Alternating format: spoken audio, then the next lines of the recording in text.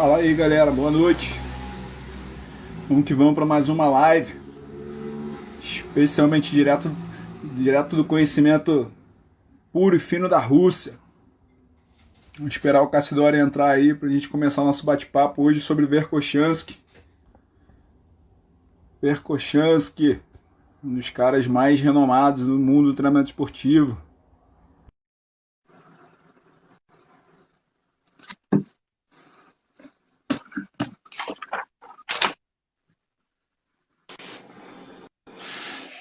Cassidori, E aí, boa noite, meu querido, tudo bem? boa noite, tudo ótimo. E você? 100%. Vamos aí para mais uma live dessa braba aí. Um assunto bom, a gente gosta de trocar ideia. Ó, Hoje o assunto é. convidei uma galera boa aí nos grupos aí, sair divulgando tudo quanto é grupo. Acho que hoje vai aparecer mais gente do que da última. Tomara, vai ser legal. Quanto mais pessoas aí pra gente poder compartilhar, melhor. Quanto mais a gente poder discutir e tudo mais, eu fico mais feliz. Eu até, inclusive, ganhei alguns seguidores no Instagram, ganhei seguidores no YouTube, Ah, depois da moleque, nossa live. isso é Foi legal. importante, isso é importante. Isso é importante Importante, com divulgar cada vez certeza. mais. Tá barulho aqui? Prefere que eu fique de fone? Isso fica melhor. Baixa um pouquinho, deixa eu ver. Vou botar o fone, acho que vai ficar melhor.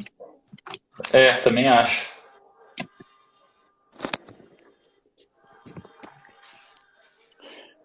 Vê se tá melhor no áudio. Tá bem melhor. Show, então vamos assim. Então, galera, para situar vocês, a gente vai direto ao assunto. Basicamente, eu e o Cassidori, a gente vem conversando muito aí no privado aí sobre as concepções russas do treinamento. Eu gosto muito desse tema. Quem já me segue há um bom tempo aí sabe que eu gosto muito de estudar isso, falo muito sobre isso.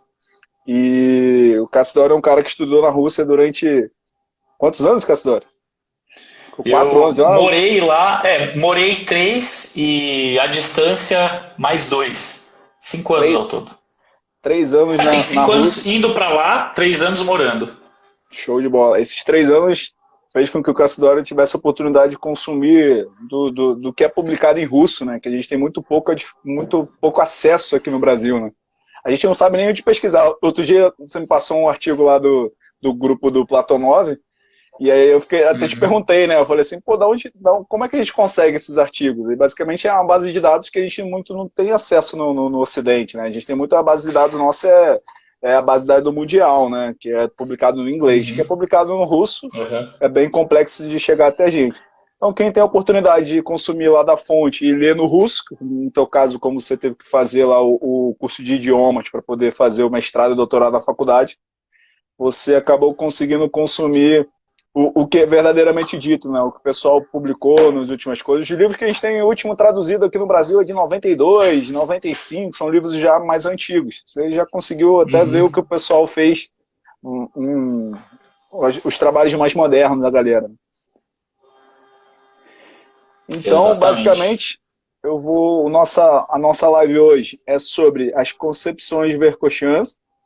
Vou até escrever aqui, ó, concepções de Verkhoshansky e treinamento de força especial. Vou tentar deixar ela aqui para a galera. E aí vou passar a bola para você. Vamos lá, vamos começar a falar sobre isso. O que você tem a falar para a gente Uhum. aí sobre o Verkhoshansky? Se você quiser falar mais alguma coisa de você, tenho certeza que tem mais gente nova em relação a outra, e tem provavelmente todo mundo que estava na outra vai estar hoje aí. Tomara, tomara.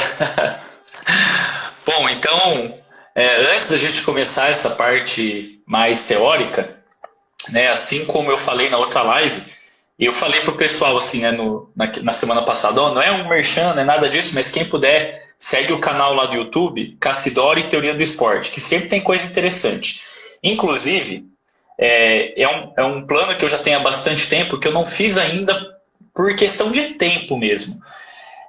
Que ultimamente eu tenho trabalhado muito, tal, tenho gravado EAD, tô ficando maluco, sabe?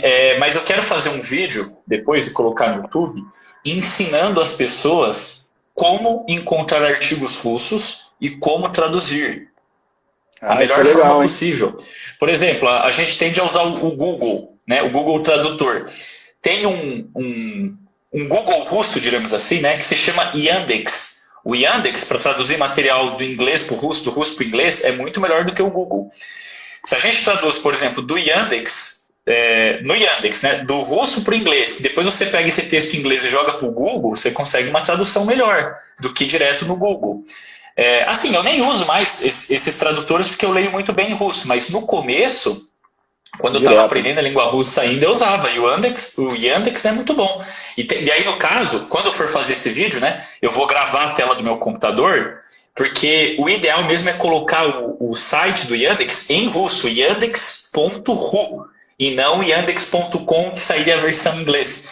Aí a gente consegue encontrar muita coisa, muito mais fácil de achar artigo. Por exemplo, se você escreve algum desses autores que a gente conversa, por exemplo, o Platonov, o Verkhoshansky, o Matviev, no Google você não acha nada. Se você digitar no Yandex, aparece 10 páginas e 1000 coisas. Então, nesse sentido, para pesquisar em língua russa, o Yandex é muito melhor. E também tem um site, agora até esqueci o nome, mas eu tenho salvo no meu... Nossa, eu esqueci como que é o nome mesmo disso. Tem o Internet Explorer, o Google Chrome, o Mozilla, como que é o nome disso? Esqueci. Navegador. Navegador, isso, navegador. No meu navegador eu tenho salvo o link de um site russo, que ele é como se fosse um mecanismo de busca só para artigo. Então, mais para frente eu ensino a galera, num vídeo no YouTube, aí, como encontrar os artigos, quais são os periódicos que são abertos, que você consegue baixar ali os artigos direto, e traduzir no Yandex da forma mais acessível possível. Pois vai ser no que concerne... vai ser maneiro, com certeza. E aí, no que concerne a minha formação, né, que você até comentou, hoje vai ter gente nova, então comenta alguma coisa. Basicamente, aí você já fez uma apresentação. Fiquei na Rússia por 3 anos, fiz mestrado, estudei língua russa, tal. Aí comecei a fazer o doutorado, não defendi ainda por algumas dificuldades com pesquisa, mas eu concluí todos os créditos. Bom, acho que já está bom nesse papo inicial. E agora, para a gente começar a falar do Verkhoshansky, eu só queria mostrar umas coisas interessantes, ó. Esse aqui é um livro do Verkhoshansky, na língua portuguesa. Esse aqui é o primeiro livro do Verkhoshansky que eu li. E, inclusive, eu até considero esse livro o melhor livro do Verkhoshansky na língua portuguesa. Não que os outros não sejam bons. Eu acho os outros livros do Verkhoshansky muito bons. Tem um também que, se eu não me engano, chama Preparação de Força Especial, que é ele e o Paulo Roberto de Oliveira. Eu acho um livro esse aqui, ó. Bem legal também. É legal. Esse é muito bom. Esse aqui eu acho um pouquinho melhor. Eu acho ele mais detalhado, esse livro aqui, sabe? E o que eu mais gosto mesmo é esse aqui, ó. Esse aqui é o bicho. Esse aí eu não sei qual é, mano. Aí tu me quer. Mas esse aqui, na verdade, é uma reedição do clássico. Ó, tem até uma fotinha dele aqui, ó. Esse é muito bom também. Esse é muito bom, esse é bem atual. Esse aqui, ó, tem até uma fotinha dele, tá vendo aqui, ó, do Verkhoshansky. É um livro que ele foi feito uma nova impressão. Não sei se dá para ver aqui, ó, que ele foi em 2013 impresso. Que esse aqui, na verdade, é o livro mais clássico dele, que é o original, que se chama Os Fundamentos da Preparação de Força Especial no Esporte, que é um livro que originalmente foi escrito em 1977. E aí ele atualizou agora, né? Assim, o Verkhoshansky já tinha morrido quando saiu esse segundo livro aqui. Tem umas partes aqui que a filha dele até faz algum texto, fala que os livros dele de início foram mal traduzidos para a língua inglesa e tal, mas são materiais muito legais. E uma coisa assim que eu queria dizer, Diego, que na verdade assim, eu e você até já conversamos sobre isso no WhatsApp ali, na parte pessoal. Mas é bom o pessoal ver também, porque quem assistiu a live anterior vê que eu falo assim, com muita empolgação, até com um certo amor, a teoria do professor Matviev, né? Então muitas vezes as pessoas elas falam assim, pô, se o cara é da linha do Matviev, o cara não gosta do Verkhoshansky. E muito pelo contrário, eu acho a leitura do material do Verkhoshansky apaixonante. São os livros mais gostosos de ler. É prazeroso ler o livro do Verkhoshansky, sabe? Você vai ler o livro do Matviev é chato pra pra caramba, porque ele é muito difícil.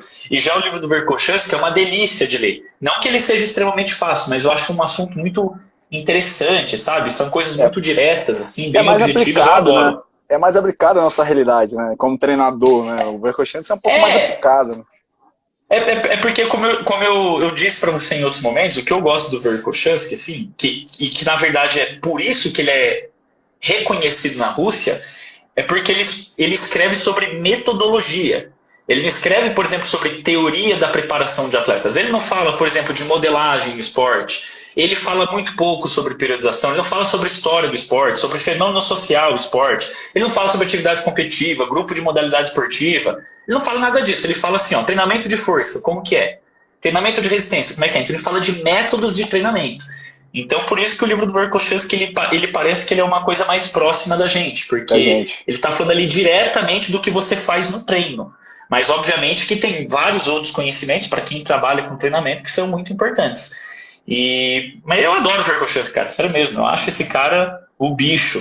Eu Esse também cara acho. foi uma lenda. É claro que, como eu te disse, né, cada um tem o seu grande trabalho. Né? Por exemplo, eu acho que o grande trabalho da vida do Matveev foi a teoria da periodização do treinamento esportivo.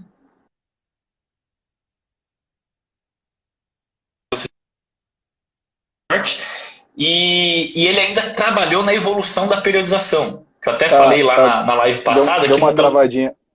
Deu uma travadinha. Você falou alguma Voltou? coisa aí?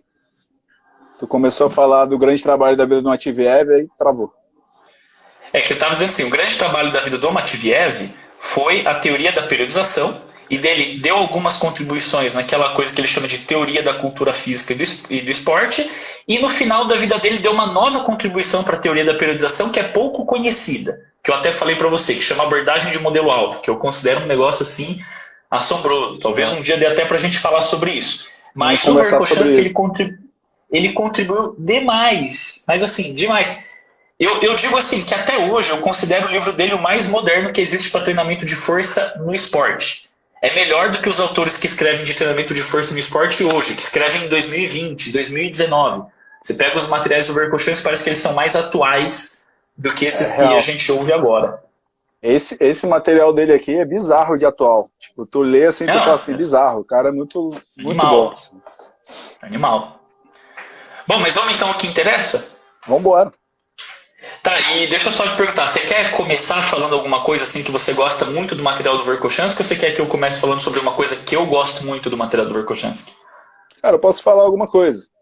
Vou iniciar e passar a bola para você, então. Vamos lá. Tá, Então, vamos lá. basicamente, o Verkhoshansky, ele... Tem até um rapaz aí que foi um dos caras que me mostrou pela primeira vez o trabalho do Verkhoshansky, tá até aí nos assistindo, é o Ricardo Rambo, acho que está em São Paulo agora, não sei. Foi um dos primeiros a me apresentar esse trabalho, depois eu segui por conta própria meus estudos nessa área. E o Verkhoshansky, como eu te falei, como ele tem um viés muito mais próximo da realidade nossa, personal training, treinamento de força, até quem não trabalha tanto com esporte, ou trabalha mais com as pessoas de maneira geral, aprende que é possível aplicar os métodos, é possível aplicar as concepções que ele trouxe de treinamento pra gente. Eu costumo dizer que ele é um gênio, porque ele conseguiu criar pelo menos umas 3 coisas aí, pelo menos a gente não tem, eu não tenho muita certeza se foi ele que criou, até porque eu não tenho todos os conhecimentos lá da Rússia, mas quem popularizou com certeza foi ele, o treinamento de cargas concentradas, que seria pensar num bloco de treinamento onde a gente treina, a gente dá um enfoque maior em uma carga especial, de uma forma com que você faça o organismo e a sua destruição máxima, as suas capacidades funcionais, para que você tenha um efeito posterior duradouro e tenha colha um melhor desempenho lá na frente.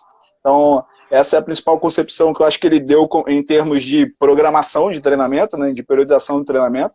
Depois mais 2 coisas são bizarras que eu acho principais assim da carreira do Verkhoshansky, que é o método o princípio da correspondência dinâmica, onde ele ensina a gente como escolher o exercício para determinada modalidade de exercício e como você realmente encontra o melhor exercício para desenvolver esse melhor desempenho esportivo.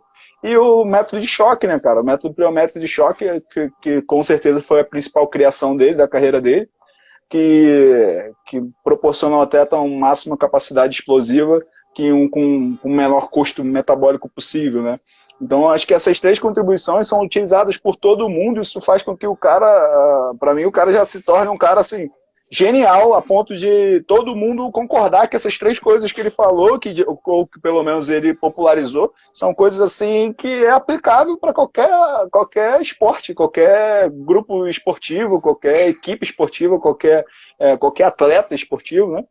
Então, isso são as principais coisas que fazem que eu faço assim, cara, tem que parar para ouvir esse cara, eu tenho que parar a ouvir, hoje não é mais possível, mas ler esse cara, ler o material desse cara, porque essas 3 principais concepções são concepções que são aplicáveis e tudo que você pega aí de mais moderno hoje já estava escrito nessas concepções.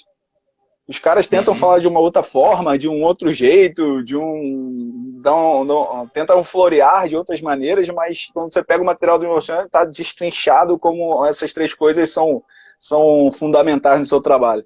E é isso que me faz assim, me aproximar mais do trabalho de Verkhoshansky até do que de Matveev, que é um trabalho um pouco mais geral, né? Mais difícil de você traduzir para a sua prática. Né?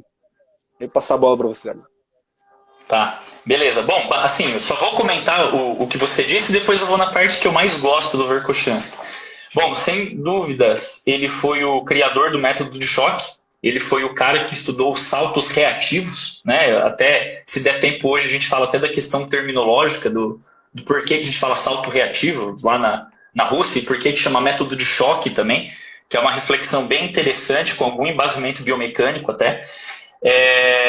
E no que concerne a questão do princípio da correspondência dinâmica, eu vejo da seguinte forma: por que o princípio da correspondência dinâmica ele é tão valioso e tão interessante? Porque o conceito de preparação especial, se a gente pegar na literatura clássica, no próprio Matveev, se eu trocar em miúdos aqui algumas palavras, basicamente é o seguinte: o que é preparação especial? O exercício de preparação especial, meio de preparação especial, é aquele exercício que tem um alto grau de semelhança com a atividade competitiva pelos parâmetros da forma do movimento e pelas manifestações das capacidades físicas. Isso é o que a gente chama de preparação especial. E o princípio da correspondência dinâmica, ele serve assim para tornar isso muito mais preciso. Sabe? Então, assim, até o conceito de preparação especial ele até vem de antes. Só que quando você lê o Verkhoshansky, parece que você entende de verdade o que significa o especial do meio de preparação. Essa palavra especial, o que significa especial? Você lê o Verkhoshansky, você entende a fundo. Então, realmente, o princípio da correspondência dinâmica é um negócio muito bom para nortear o treinador na hora de criar um exercício, um meio de treinamento.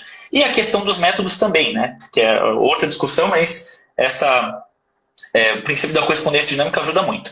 E no que concerne a questão lá da carga concentrada, é uma discussão ainda mais ampla, né? Porque carga concentrada, se a gente pegar ali na literatura clássica, ela também, assim, não foi o Verkhoshansky que criou o termo carga concentrada, mas digamos assim, que ele é o que estudou mais a fundo e que desenvolveu, certo? O termo carga concentrada, o que ele quer dizer? O que é uma carga concentrada? É quando você executa exercícios no fundo da recuperação da carga de treinamento da mesma orientação anterior. Então, por exemplo, eu treinei força máxima hoje no meu treino lá. E amanhã eu vou lá e faço um treino de força máxima ou força explosiva. Amanhã ainda não estou recuperado do treino de hoje, mas amanhã eu dou outro treino na mesma orientação para resolver a mesma tarefa, para aumentar, vamos dizer assim, a profundidade do efeito do treinamento no meu organismo, porque atletas altamente treinados já estão adaptados a todos os meios e métodos, então eles precisam de influências mais aprofundadas. Então, basicamente, é essa ideia de carga concentrada. Recuperação. Exato. Só que o termo carga concentrada ele já era usado até nas dinâmicas de cargas diluídas, né? Então, quando você pegava as periodizações com a distribuição de cargas, ao invés de concentrada, diluída, que é quando você resolve as tarefas de forma paralela, por exemplo, hoje força, amanhã resistência aeróbica, depois de amanhã coordenação. Ao invés de você trabalhar de forma, vamos dizer assim, diluída, você trabalha com uma carga concentrada que é tudo a mesma orientação, tudo de uma vez. Isso é carga concentrada. Ela já existia microciclos de choque de carga concentrada até na própria concepção do Matveev. Só que o Verkhoshansky ele trouxe uma ideia, vamos dizer assim, de etapas de cargas concentradas e não microciclos. Então você percebe ali que ele fala já em 6 semanas, 8 semanas. Se você estiver trabalhando, por exemplo, com esportes que não sejam puramente de força e velocidade, você pode prolongar isso até para, vamos dizer assim, 12 semanas, mudando o tipo de bloco de carga concentrada. Por exemplo, carga concentrada em força, carga concentrada em resistência, por exemplo. Entende? Então você tem essas pequenas mudanças. Mas são coisas assim, interessantíssimas aí que você falou e que eu assino embaixo, inclusive. Acho o máximo. Agora, no que concerne ao que eu acho, assim, o ápice, quando eu li no livro do Verkhoshansky, eu falei, cara, isso aqui tem que ser compartilhado porque esse cara é o cara, e até hoje eu percebo claramente que os especialistas do treinamento de força ou não leram, ou se leram, não entenderam. Que é uma coisa que o Verkhoshansky ele classifica como regime de trabalho e tipos de explosão muscular. Que eu acho assim que é o ápice do negócio. Porque o que acontece? Quando a gente pega lá, vamos dizer assim, a literatura lá dos anos 50, 60, teve um trabalho assim que ficou muito conhecido, que o pessoal chama de curva de Hill, de dependência de força e velocidade.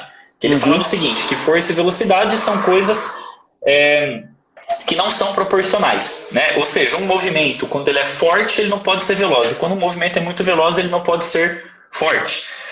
Só que o que acontece? Quando a gente vai interpretar essa ideia desse gráfico que o Hill fez, da curva de força, as pessoas tendem a ter uma interpretação errada, que, de certa forma, essa interpretação errada, ela entra numa contradição com as leis de Newton. Porque, por exemplo, qual que é a segunda lei de Newton adaptada para a educação física, para o movimento, para o treinamento?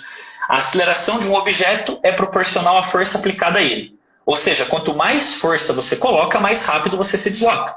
Eu até faço a brincadeira quando estou dando aula na faculdade. Eu falo, pega a caneta e joga na parede, assim, segura na pontinha do dedo e joga. Agora faz essa caneta chegar mais rápido, você já vai fazer um movimento mais brusco, com mais força. Porque é a segunda lei de Newton, quanto maior a força, maior a velocidade. Aí alguém fala assim, mas como assim? O Hill disse que força e velocidade são inversamente proporcionais. Um movimento rápido não pode ser forte, um movimento forte não pode ser rápido.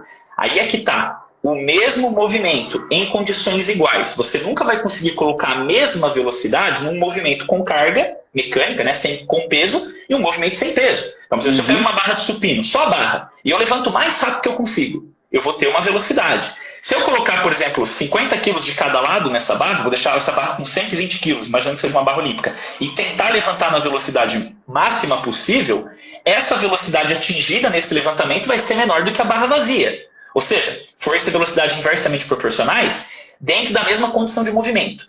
No entanto, quando eu pego um ponto da curva de força e velocidade, por exemplo, eu pego a barra que tem só 20 quilos, sem os pesos. Eu faço 2 levantamentos, um mais rápido e um mais lento. No mais rápido eu apliquei mais força. Entende? Então, para uma determinada resistência que não pode ser mudada, quanto maior a força, maior a velocidade. Exato. Para o mesmo movimento com peso e sem peso, obviamente que a relação é inversa. Uma questão assim, até óbvia. Mas isso gera uma certa confusão. E aí teve um pesquisador... Faz todo sentido. Eu até... Claro. Posso completar ou te cortei? Pode, claro. Pode falar. Faz todo sentido. Até converso com isso com a galera que... A gente tem um estúdio que era uma CrossFit, né? E agora a gente é só um estúdio de treinamento, que é a Arena Limite aqui no Rio. E aí, quando a gente faz trabalhos de forças, ou trabalhos de potência máxima, ou de força explosiva, como você quiser chamar, com trabalhos com bend, trabalho com aceleração compensatória, eu falo para os caras, cara, se o teu objetivo é aumentar a força máxima, você tem que aumentar a velocidade para as cargas pesadas. Não adianta eu ficar treinando na carga ótima lá, que você acha que vai desenvolver melhor potência, se você quer, se o seu foco é força máxima. Se o seu foco é potência, aí sim, tu vai lá para a carga ótima, que seria a carga intermediária, onde você vai conseguir uma produção de força e velocidade mais ou menos igual para gerar a curva de potência, ser uma curva de potência mais alta. Agora, se o teu objetivo é força máxima, trabalha com aceleração, com alta velocidade, com cargas pesadas, senão não faz sentido nenhum. O cara não vai ficar mais forte. Sim, e aí, até complementando agora o que eu ia dizer, teve um pesquisador russo, também russo, né, o Zagorski, que ele fez ele escreveu nos materiais dele uma teoria bem interessante, que ele chama de relação paramétrica e não paramétrica no esporte. Ele falava basicamente o seguinte, o que é a relação paramétrica?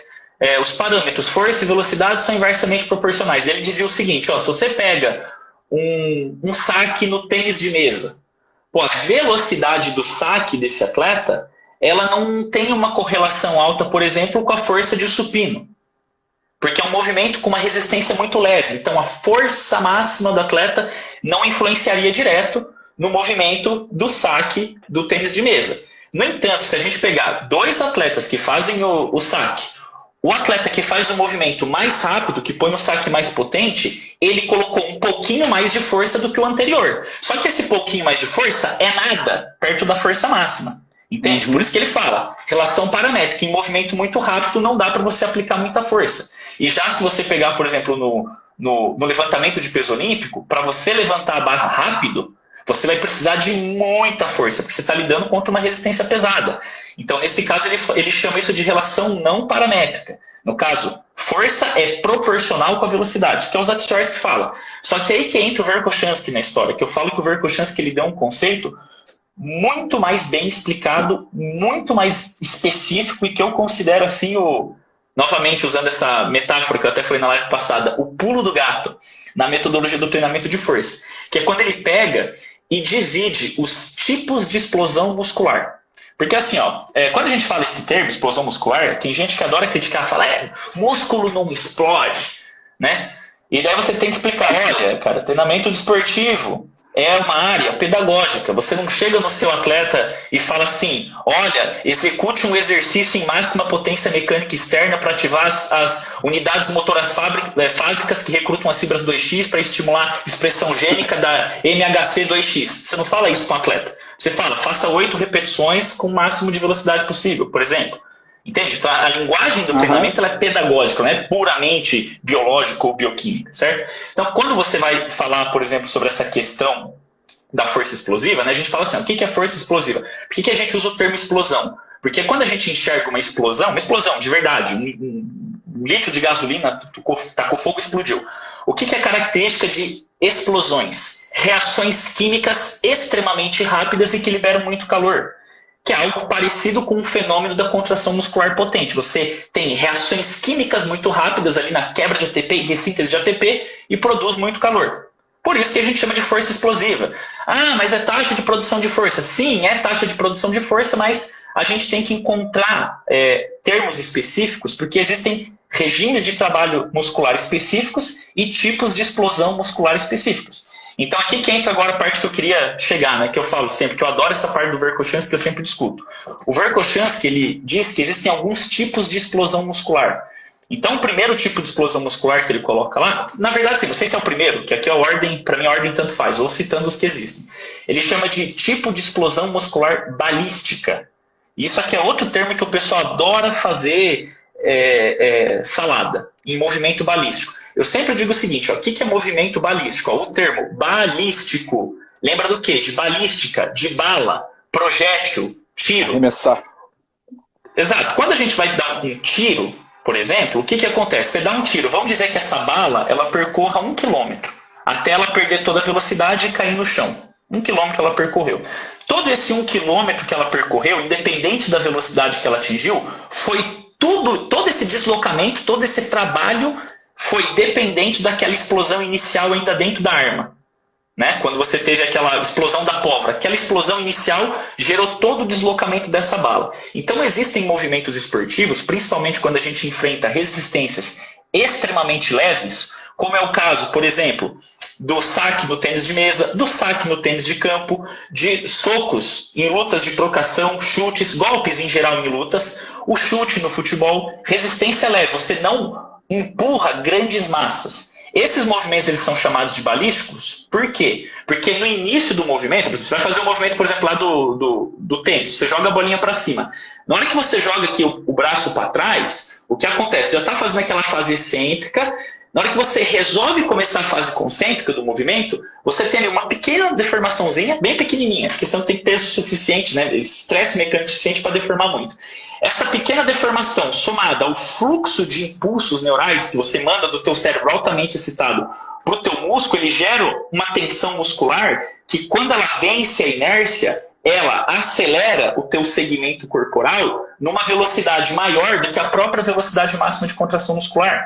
Então, o que acontece? O teu braço ele acelera e ele depois mantém a inércia. Depois que você passa mais ou menos do meio da amplitude do movimento, por mais que você faça força, você não consegue mais acelerar o braço. Por isso que a gente fala balístico, similar ao deslocamento de uma bala quando você dá um tiro. É uma explosão inicial. É o início da força que importa. Só que daqui para frente o braço já está mais rápido do que você conseguiria adicionar com a velocidade da contração muscular.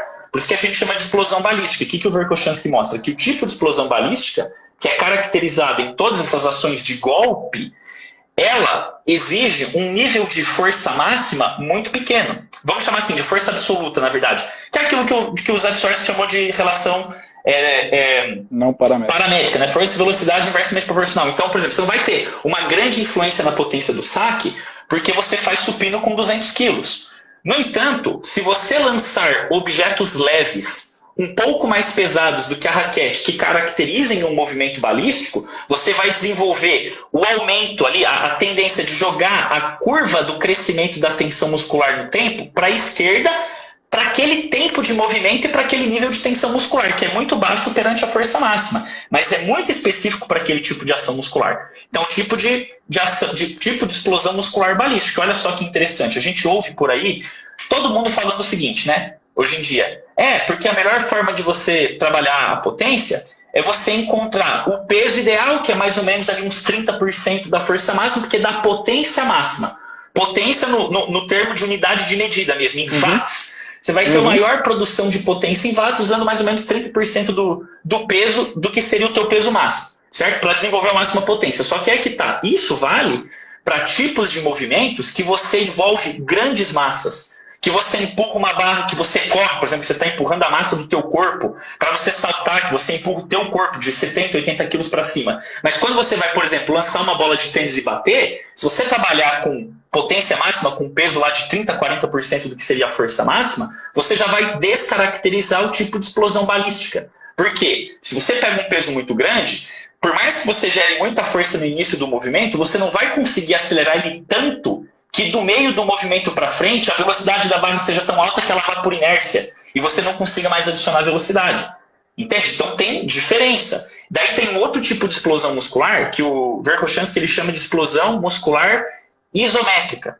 É claro que quando ele fala isométrico, ele não quer dizer que é uma explosão muscular que estática, não seria isso. Ele quer dizer o seguinte, que tem semelhanças com aquilo que você precisa no trabalho isométrico, porque você manifesta grande quantidade de força muscular, alta tensão muscular.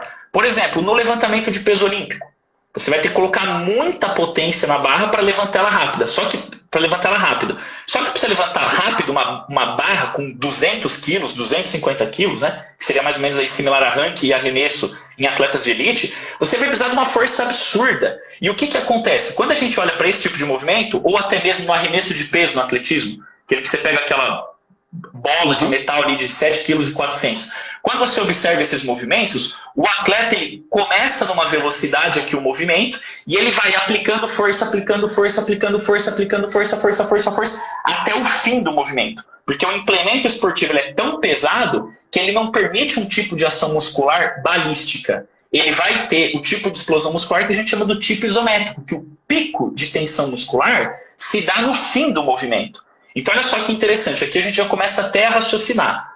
Olha só que coisa, se você pega um atleta que faz arremesso de peso no atletismo e você manda ele empurrar um elástico, faz todo sentido, porque o elástico ele estica mais no fim e gera maior tensão no fim do movimento. Então a tensão muscular cresce ao longo de todo o movimento e tem alta relação a força explosiva com a força máxima, certo? Agora, se você pegar um cara que faz lançamento de dardo, por exemplo, que o dardo pesa só 800 gramas, ele já vai caracterizar uma ação balística. Ou um atleta de tênis que quer acelerar o braço, um atleta de tênis de mesa, ou um próprio boxeador que quer acelerar o braço, esses caras treinarem com elástico não tem sentido nenhum. Por quê? Porque o elástico gera tensão no fim, e no fim o braço dele está na inércia. O que importa é a resistência no início do movimento. Então, por exemplo, você pega um boxeador, por exemplo, se ele dá um soco segurando um halterzinho, ele consegue melhorar mais a explosão balística do que se ele esticar um elástico. Já um cara que faz arremesso de peso no atletismo, que é uma massa pesada, ele consegue o pico de força no fim do movimento, então o elástico faz sentido. Então, olha só, dois tipos de explosão muscular. A gente chama isso aqui de curva de produção de força. Cada exercício tem sua curva de produção de força. Na verdade, Sim. o conceito balístico, para mim, aqui do Ocidente, na verdade, seria qualquer coisa que você consiga arremessar. Por exemplo, a barra a Uhum. gente não consegue arremessar, uma barra de supino. Tipo, no Smith Aham. você conseguiria arremessar. Então, esse é o conceito balístico que a gente tem aqui no Ocidente, que pelo menos é o que adoto no meu dia a dia. Esse conceito Aham. que você está falando do movimento, onde está a maior produção de força, geralmente a gente chama aqui de curva de produção de força. Cada exercício tem uma curva de Uhum. produção de força. E aí a gente usa até as bands, as super bands no trabalho de powerlifter, por exemplo, para corrigir essa curva de Aham. produção de força, né? Engraçado, eu não sabia que o Uhum. Vercochero se chamava isso de balístico. Ele chama de balístico quando é muito leve, a resistência. Que é essa que o que importa é a tensão inicial do movimento e a força máxima do indivíduo, a força absoluta, aquela força que o pessoal chama de Isso. RM, não tem relação com a potência máxima. Não tem relação nenhuma, no caso de movimentos balísticos. Quando você pega na explosão isométrica, que é quando você movimenta grandes massas e você consegue aplicar força por todo o movimento, porque mesmo que a barra acelere, você continua conseguindo adicionar velocidade nela ao longo do movimento. Entende? Então ele chama isso de explosão isométrica. Por que isométrica? Porque tem alta correlação com a força máxima. Então, quanto maior a força do atleta, a força máxima, maior vai ser a força explosiva. E já em ações balísticas, você precisa muito de força explosiva. Só que essa força explosiva da ação balística, ela não tem relação com a força máxima do atleta. Que é aquilo que o Zadorski estava relacionando com paramétrico e não paramétrico, certo? E ainda tem um terceiro tipo de explosão muscular que o Verkhoshansky chama de reativo balístico. Por que reativo balístico? Ele fala reativo-balístico. O reativo balístico ele é como se fosse um misto. Geralmente o reativo balístico é tudo aquilo que envolve ciclo de alongamento e encurtamento rápido. Por exemplo, corrida, salto. Você faz esse apoio com uma breve fase excêntrica que deforma os tecidos do aparelho locomotor, acumula energia elástica e libera no momento da contração. O que acontece na ação balística? Se você observar bem, ela parece, a reativo balístico, ela parece com a balística. Quando você pega um salto profundo no método de choque, o atleta ele aplica muita força na hora que ele está no solo e de repente o corpo dele sobe. Na hora que o pé dele perde contato com o chão, ele continua produzindo trabalho, ele está subindo, vai subir 1 metro para cima. Só que do primeiro centímetro no chão, lá na hora que o pé dele descolou, até ele atingir 1 metro de altura, ele não conseguiu colocar nem 1 newton de força no movimento. Perdeu. Então até tem características do regime balístico. Só que o que acontece? O regime balístico, você vai estar trabalhando, ou melhor, o tipo de explosão balística, com um valor de carga mecânica mísero.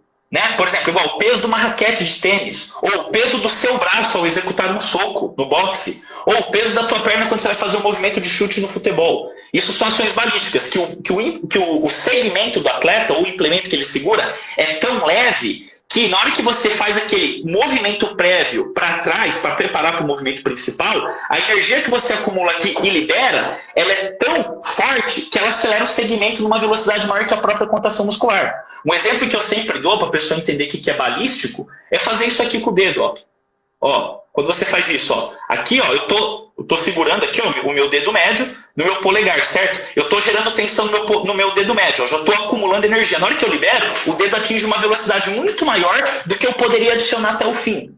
Entende o que eu estou te falando? Então você não consegue adicionar velocidade ou força depois que o dedo já escapou. Porque ele acumulou energia, então ele libera de uma vez, ele explode. Entende? Entre aspas, explode, né? Então ele sai muito rápido. Então as ações balísticas são essas típicas de movimentos que você pega a resistência muito leve e acelera muito, e o que importa é a força no início do movimento. Por isso que a gente fala força explosiva balística, porque se assemelha ao movimento de uma bala, de um projétil quando você dá um tiro. Balística, entendeu? Aí o tipo isométrico é aquele que você movimenta grandes massas e a força máxima do indivíduo, absoluta, aquela força que a gente chama de RM, ela tem relação direta com a taxa de aceleração dessa barra. O quanto essa barra acelera positivamente tem alta relação com a força máxima do indivíduo. Né? No caso, novamente, aqui você vê claramente a segunda lei de Newton, no tipo isométrico. No tipo balístico, você não vê claramente, mas ela continua existindo. Quanto maior a força você produz no movimento balístico, mais rápido é o movimento. Só que essa força máxima do movimento balístico, ela é mínima, perto da força máxima de RM. Absoluta. Entende o que eu estou te dizendo? São aplicações diferentes de força. E já o terceiro tipo, que eu falei que é o reativo balístico, ele é caracterizado pelo movimento balístico, porque você tem um acúmulo de energia no início, só que o que acontece? Você envolve movimentos extremamente rápidos e que deslocam grandes massas. Então, por exemplo, quando você pega um atleta fazendo salto triplo, ele vai lá e faz o primeiro salto. Na hora que ele vai fazer o segundo, na hora que o pé dele bate no chão, ele já está fazendo força para frear o movimento na fase excêntrica. Quanto mais força ele produz, mais rápido ele desacelera. Como que você analisa o freio de um carro se é bom ou não? O que dissipa energia cinética mais rápido, certo? Que ele trava bem, é a mesma coisa o músculo. Na hora que você pisa no chão, o tempo de apoio ele vai ser mais rápido porque a força é maior e freia o movimento mais rápido. Só que essa força que você faz de frenagem, ela é tão grande que ela supera a tensão dos tendões. Então os tendões, não só o tendão, mas todo o tecido, vamos dizer assim, miofacial, se deforma, acumula um pouquinho de energia elástica. E daí o que acontece? Você vai somar duas forças. A força máxima de contração muscular, que foi aquela que você usou no início da frenagem, mais a força da recuperação da energia de deformação elástica. Então você vai somar duas forças. Por isso que o movimento com pré-estiramento, ele é muito mais potente do que um movimento sem esse pré-estiramento. Tanto que você pega assim, às vezes você pega um atleta saltador em distância, né? Pô, você pega a altura que o cara salta. Salto em altura. Você pega a altura que o centro de gravidade dele desloca quando ele faz um salto vertical. Você fala, para o cara saltar dessa forma aí, ele tem que produzir não sei quantos newtons de força e não sei quantos watts de potência. Aí você manda o cara agachar, você fala, mas esse cara não tem força. Aqueles canela fina que faz salto em altura, salto em distância, parece umas garças correndo. Só que quanto maior o comprimento do segmento, justamente mais tecido conjuntivo ele tem e maior potencial de deformação elástica. Então, quando ele faz um movimento com deformação prévia, igual quando um jogador de vôlei vem para fazer um ataque, e ele vem correndo, e antes de fazer o salto, ele dá uma última passada que ele pisa agachando. E ele salta com muita potência, justamente porque ele libera essa energia elástica. Esse tipo que a gente chama de reativo balístico, ele tem alta relação com a força máxima, porque justamente esse tempo de frenagem vai depender da força máxima naquele momento prévio excêntrico do movimento, só que ele também vai depender da capacidade do aparelho locomotor do indivíduo de armazenar e liberar energia elástica para o momento da subida, certo? O momento do salto. Então, o que a gente chama de reativo balístico. E aqui, novamente, entra essa questão do que é específico ou não para o treinamento. Os métodos de choque, eles são extremamente úteis, para esportes onde a locomoção se baseia em tipo de explosão reativo balística, igual corridas e saltos. Quando você pega, por exemplo, um cara que faz arremesso de peso no atletismo, ele pega a bola de ferro e lança, ali você não tem um regime reativo balístico, e a força que importa é aquela explosão isométrica que a gente fala. Para esse cara, o método mais efetivo de explosão não vai ser, por exemplo, o método de choque para os braços. Vai ser pegar uma barra ali com 70%, 80% do que seria o peso máximo e levantar o mais rápido possível. E isso o próprio Verkhoshansky fala. Isso está no material do Verkhoshansky. Por exemplo, o método de choque ele não é assim amplamente utilizado para tudo. Você tem que avaliar a especificidade do regime de trabalho e do tipo de explosão muscular. Como eu estava dizendo ali, que eu até voltei no exemplo anterior, todo mundo fala assim, hoje em dia, o melhor trabalho de potência é o que você trabalha com potência máxima. A potência máxima, considerando que potência é trabalho dividido por unidade de tempo, é simplesmente você colocar ali em torno de mais ou menos ali perto de 30% do que seria aquele valor de RM e subir o mais rápido possível. É muito bom para você trabalhar em cima da força explosiva isométrica. É muito bom para você trabalhar, se você estiver falando do regime reativo balístico, vai ajudar bastante, só que não serve para o regime balístico, porque o nível de força é muito baixo. E outra coisa, se você coloca, por exemplo, 30% do peso máximo de um movimento, esse movimento já não se torna mais balístico. Entende? Então, por exemplo, se eu vou lá fazer o movimento de um atleta de boxe, ele vai socar. Eu quero melhorar a potência do soco. Se eu seguro um halterzinho de 1 kg, eu consigo fazer um movimento balístico. Se eu pegar um halter de 15 quilos, eu vou perceber que o movimento não é mais balístico. O movimento ele sai relativamente lento, porque é considerado um soco sem peso, certo? Ele sai relativamente lento e o atleta ele consegue ir aumentando a velocidade e aplicando força nesse halter até o fim do movimento. Então já não presta para um trabalho balístico. Quer dizer, não é que não presta, vai ter alguma transferência, mas uma transferência já bem menor do que deveria ser. E ainda tem várias e várias outras coisas que eu sempre...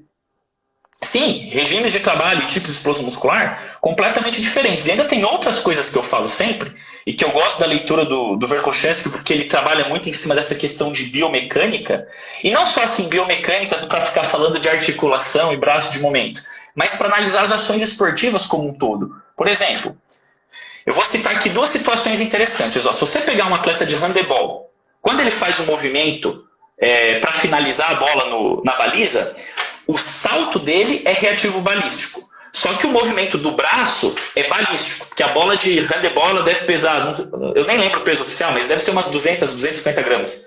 Ela é levinha, até mesmo, certo? Ou 300 gramas, que seja. Exato, então ela é bem levinha. Então o que acontece? Você não vai conseguir aplicar a força que você faz no supino numa bola de handebol, porque ela é muito leve. Só que o salto é reativo balístico. Então olha só, o salto você trabalha de um jeito, para melhorar a potência das pernas do atleta de handebol.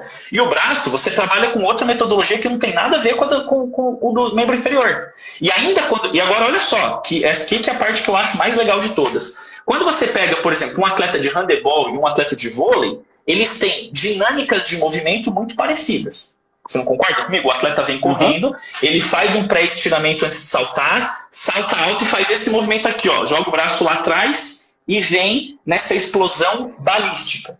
Só que o que acontece? Quando a gente olha para um jogador de handebol, eu sempre digo o seguinte, ó, a velocidade com que o atleta de handebol joga a bola, ela vai depender única e exclusivamente da velocidade do braço. A bola atinge a mesma velocidade da mão, a velocidade tangencial da mão. É a velocidade da bola na hora que você dá uma finalização no handebol.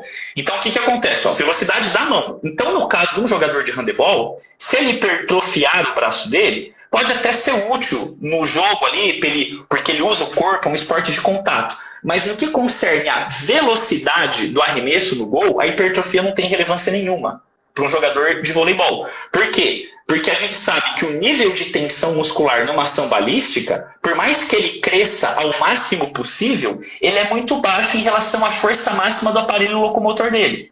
Entende o que eu estou dizendo? Então, são coisas completamente distintas, não tem relação. Então, esse cara hipertrofia e não tem relevância. E ele empurra a bola. Lembre-se disso, ele pega a bola aqui atrás e ele vem empurrando a bola até o fim. Quando você pega um jogador de vôlei, olha só que interessante. Na hora que ele vem para fazer um ataque lá na entrada de rede, ele faz a passada e daí ele faz um pré-estiramento para saltar. Reativo balístico, certo? O tipo de explosão muscular. Então ele vai melhorar muito com o salto reativo. Aí na hora que ele faz o movimento do tronco e do braço, explosão balística. Daí a gente vai pensar, então ele tem que trabalhar com um movimento bem levinho e não tem relevância a hipertrofia muscular, porque a velocidade do segmento corporal vai depender único e exclusivamente do crescimento inicial da tensão muscular lá no início do movimento. Certo? Você vai falar isso. Só que o que acontece? No vôlei, se o atleta tiver hipertrofia, é interessante, porque o tipo de ação na bola, no vôlei, não é um empurrão igual no handebol, é um golpe. Então, quando o atleta de vôlei ele bate na bola, a bola deforma na mão dele. E o grau de deformação da bola vai depender da energia cinética do braço, que é a velocidade pelo peso. Então, ele tem o braço hipertrofiado, aumenta a energia cinética do braço e deforma mais a bola. Por que os golpes são mais potentes que os empurrões? Porque no golpe, igual no vôlei ou no chute no futebol, você vai somar duas velocidades, ou dois tipos de energia. A energia cinética, que seria a velocidade do segmento, da mão no vôlei ou do pé no futebol, mais a energia que a bola recupera da própria deformação dela. Porque na hora que você bate na bola, você já viu um vídeo de futebol de um jogador chutando a bola em câmera lenta. Na hora que ele chuta, parece que o pé entra dentro da bola, a bola dobra, ela faz assim ó, no pé do atleta. E aí, ó, essa deformação que a bola faz, ela recupera. E ela dá como se fosse uma estilingada, porque é energia elástica. Então você soma duas fontes de energia. A energia cinética, que é a velocidade do pé, mais a recuperação da energia elástica da bola. Então olha só, em ações de golpe, mesmo balísticas, a hipertrofia ela não vai mudar a velocidade do segmento do atleta, do segmento corporal do atleta, mas ela vai ser importante para contribuir na potência, porque é uma ação de golpe. Mesma coisa um boxeador. Por exemplo, a velocidade da mão dele não depende da força máxima dele, não depende da hipertrofia. No entanto, um atleta que tem o braço pesado, eu falo pesado assim, não estou falando metáfora de treino, porque bate bem. Eu digo pesado mesmo, de massa, em quilogramas. Se ele tiver a mesma velocidade com o braço leve e com o braço pesado, o braço pesado tem maior energia cinética e aumenta a possibilidade de nocaute. Não é à toa que quando a gente assiste luta de peso leve, os caras aguentam muito apanhar. Mas não é que aguenta, porque o soco é leve. Quando você pega um atleta pesado, tipo aqueles boxeadores lá de mais de 100 kg, é um soco, acabou, se acertar, né? Por quê? Porque a mão tem peso mesmo, em massa, a energia cinética é grande. Então a ação balística é essa aceleração pelo peso, vai dar um grande impacto. Então olha só que interessante. Diria Holyfield e Mike Tyson, né, cara? A pancada era lona. Exato, uma pancada era lona. Então, o que acontece? Em movimentos balísticos, veja só que interessante. Se você quiser melhorar ele, você tem que trabalhar com um peso muito pequeno para que você não descaracterize aquilo que eu chamei de regime balístico. Que eu dei um exemplo, se você socar com um halter de 1 kg, você vai perceber que é balístico. Se você começar a colocar 5, 6, 7, 8, você vai perceber que ele vai começar a perder esse efeito de balístico. Você vai conseguir adicionar velocidade até o fim do movimento, porque o movimento se tornou relativamente lento em relação ao movimento sem peso. Já não seria um trabalho tão bom. Um trabalho mais levinho seria melhor para aumentar a velocidade do braço. Só que, paralelamente a isso, se no seu esporte a ação não for de empurrar, mas sim de golpear, é interessante você ter hipertrofia, porque aumenta a energia cinética. Então, são tudo assim reflexões que a gente consegue ter justamente por causa dessa ideia de mecânica newtoniana que o Verkhoshansky aplica ao exercício físico. Então, por isso que eu digo assim, para mim, o Verkhoshansky é essencial entender o material dele. Essa ideia dele se dá mais nesse livro aí que você citou, né? Porque nesse daqui de preparação de força especial publicado em português, ele fala pouco disso. Ele fala mais da concepção de programação. Muito pouco. Agora, esse vermelhinho que você falou de treinamento esportivo aí, ele se preocupa mais com a questão biomecânica, a questão da velocidade angular, a questão da massa, aceleração. Sim. Esse livro aqui, ó, eu inclusive acho, porque assim, quem fez a tradução desse livro foi o professor Antônio Carlos. E o título do livro é Treinamento Desportivo. Só que assim, a gente sabe que o título dos livros, quem determina muitas vezes é a editora, e até por interesses, né, do mercadológico, por exemplo, o que vende é treinamento desportivo. Mas o livro original, ele chama Fundamentos da Preparação de Força Especial no Esporte, que é esse aqui. O que tem aqui, tem aqui. Entende? Então, assim, essa análise mecânica que ele dá dos movimentos, eu acho muito interessante. Aí é claro que ele associa algumas coisas biológicas. Uma coisa também que o Verkhoshansky criou, quer dizer, não sei se ele criou, mas ele que começou. Talvez você encontre essa informação num livro que ele fez sobre programação de treinamento, programação e planificação, não lembro se era isso, de 1985, tem na língua espanhola. Nesse livro, que ele basicamente só fala de cargas concentradas de força, ele aborda mais periodização. Tem uma parte que ele fala o seguinte, que no treinamento de resistência é importante uma coisa que ele chama de treinamento antiglicolítico. E assim, o Verkhoshansky ele começou esse pensamento e quem desenvolveu ele um pouco mais foi o Selyanov. Porque o Verkhoshansky morreu lá, foi para a Itália e tal. Ele fala nesse livro. E o Selyanov... E sim, esse livro fala também, é verdade, agora que eu lembrei, esse livro também fala sobre a questão do treinamento antiglicolítico. E depois o Selyanov continua aprofundando esse pensamento do treinamento de resistência sem acidez no músculo. Porque eles diziam o seguinte, ó, acumulou íons de hidrogênio, por exemplo, principalmente na fibra rápida, que tem uma tendência de acumular mais íons de hidrogênio porque ela quebra ATP mais rápido. ATP quebra e libera íon de hidrogênio. Ela quebra ATP muito mais rápido do que ressintetiza, sobra muito íon de hidrogênio no meio, né, no meio celular, no citoplasma. E o que acontece? Esses íons de hidrogênio, teoricamente, eles agem negativamente na membrana externa mitocondrial. Então, algumas membranas, elas sofrem, vamos dizer assim,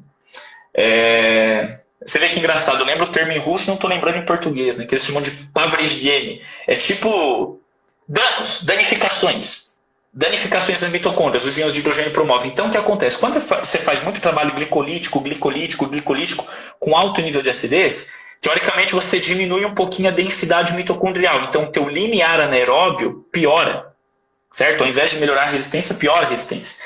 Então, o Verkhoshansky ele foi o primeiro cara a começar a escrever sobre treinamento antiglicolítico. Foi o primeiro. E aí, depois o Selyanov estudou isso mais a fundo, ajudou a propagar. E hoje, se você pegar os materiais que a gente tem lá na Rússia, eles nem consideram o que o Ocidente fala sobre o HIIT.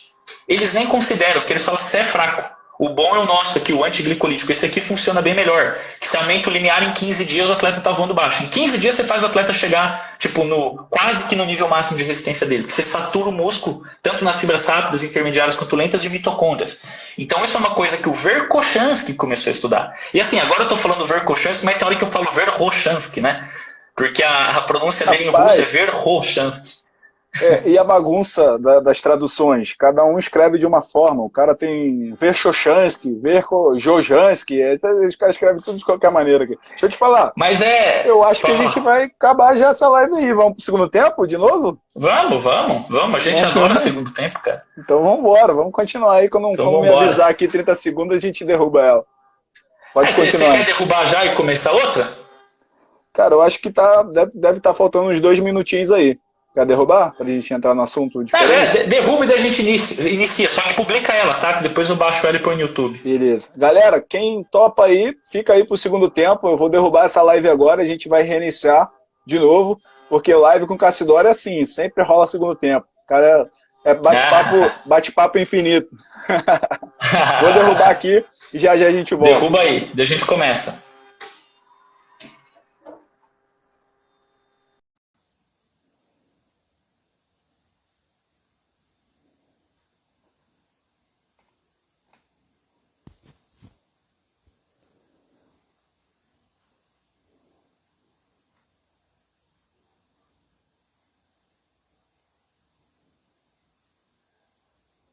Bora, galera, vamos pro segundo tempo.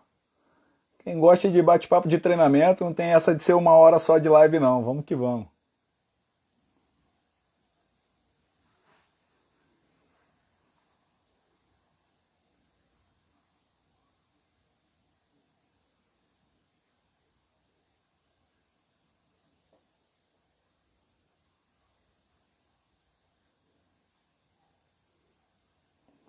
Só esperando o Cassidora entrar aí.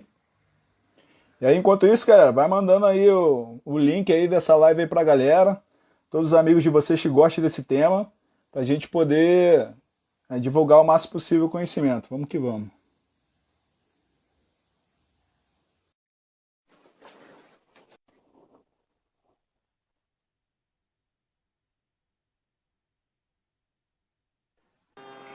Aí, estamos de volta. Voltamos. A galera tá tudo Tá aí me ouvindo aí, elogiando Diego? aí. Tô te ouvindo bem zaço. Tô dando uma olhada aqui, a galera tá tudo assim. Vambora, continua. Tá tão bom Ah, que que bom, nem né? viu o tempo passar. Vamos lá. A galera tá empolgada. Tá empolgada igual a gente no WhatsApp. Ué, igual a gente no WhatsApp, né? Fala pro pessoal aí que eu te mando áudio de 10 minutos, cara. Mais ou menos por aí. A gente conversa no WhatsApp, né? Geralmente eu não gosto de incomodar, eu faço um áudio de 1 minuto ou escrevo lá e vem o Cassidori com uma aula de 10 minutos, assim. Eu gosto pra caraca, eu nem ligo. É. Não, é show de bola, cara. A gente adora compartilhar essas coisas aí e discutir. Verdade. E aí, mas vamos dar sequência aí no assunto? Vambora. Vamos seguir. Você estava falando aí do que você acha mais interessante no trabalho do Verkhoshansky. Você falou dos regimes de trabalho de força que ele falou. E tu ia entrar em outro assunto agora, não é isso? Eu ia até falar mais algumas coisas assim que eu acho interessante, né? Que o Verkhoshansky, ele também coloca outros métodos, né? Tem um método de... Agora eu tô falando de método, não tô falando de meio. Um método que eu acho muito legal, que ele coloca, que assim, terminologicamente tem até alguma diferença, assim, mas ele coloca aquele método de cargas complexas, né? Ou alguns chamam de método de contraste, né? Que é um método que eu acho muito interessante também, para quem trabalha com esporte de alto rendimento. No que concerne a preparação de força especial, ele sempre está utilizando aquela mudança de um trabalho, vamos por assim, de força máxima, ou não que seja força máxima necessariamente, mas explosão isométrica, seguido de um trabalho com uma potência maior ainda, ou um movimento mais rápido, não necessariamente mais potente, mas um pouco mais rápido.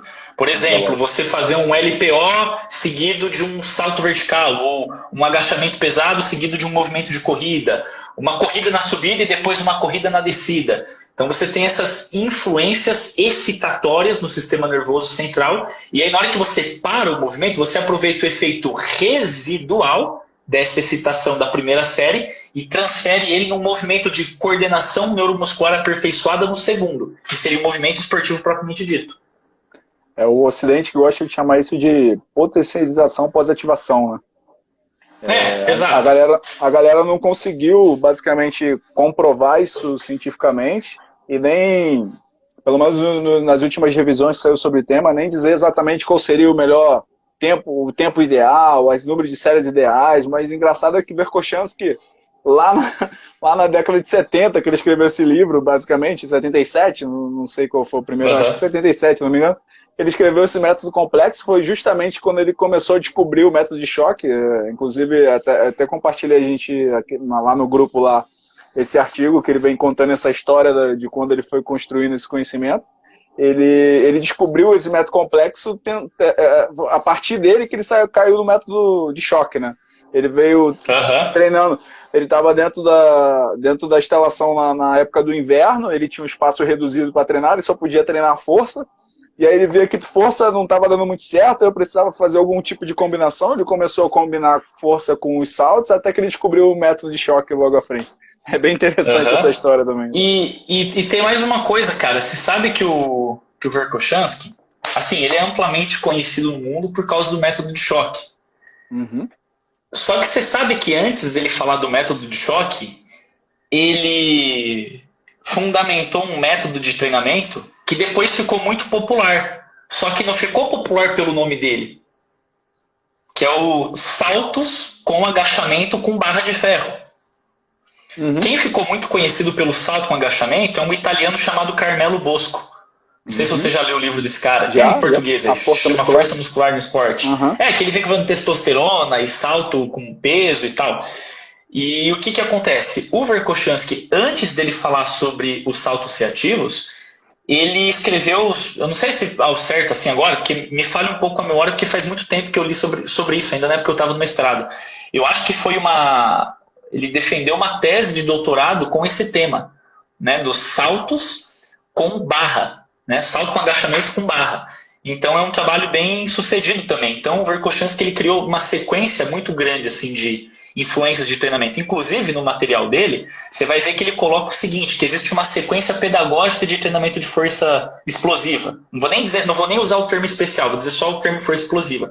Que ele fala o seguinte, que tem uma sequência. Você começa com saltos com agachamento, depois você vem para levantamento de peso olímpico, depois você vem com levantamentos com giri, né, em russo, giri, que é o kettlebell, né?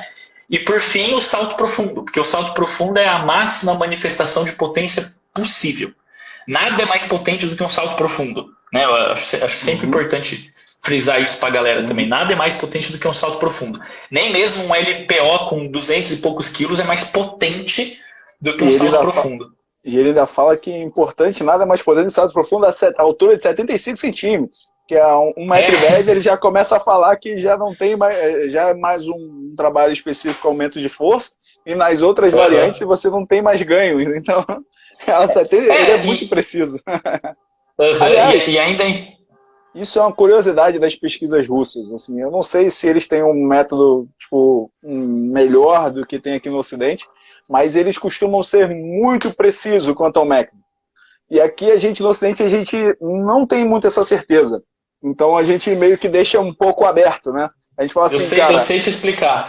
Pode ser que funcione assim, mas eu não consigo te comprovar exatamente que vai ser assim 100%. O livro russo não, até esse livro que eu comecei a ler, porque você falou do Seluyanov.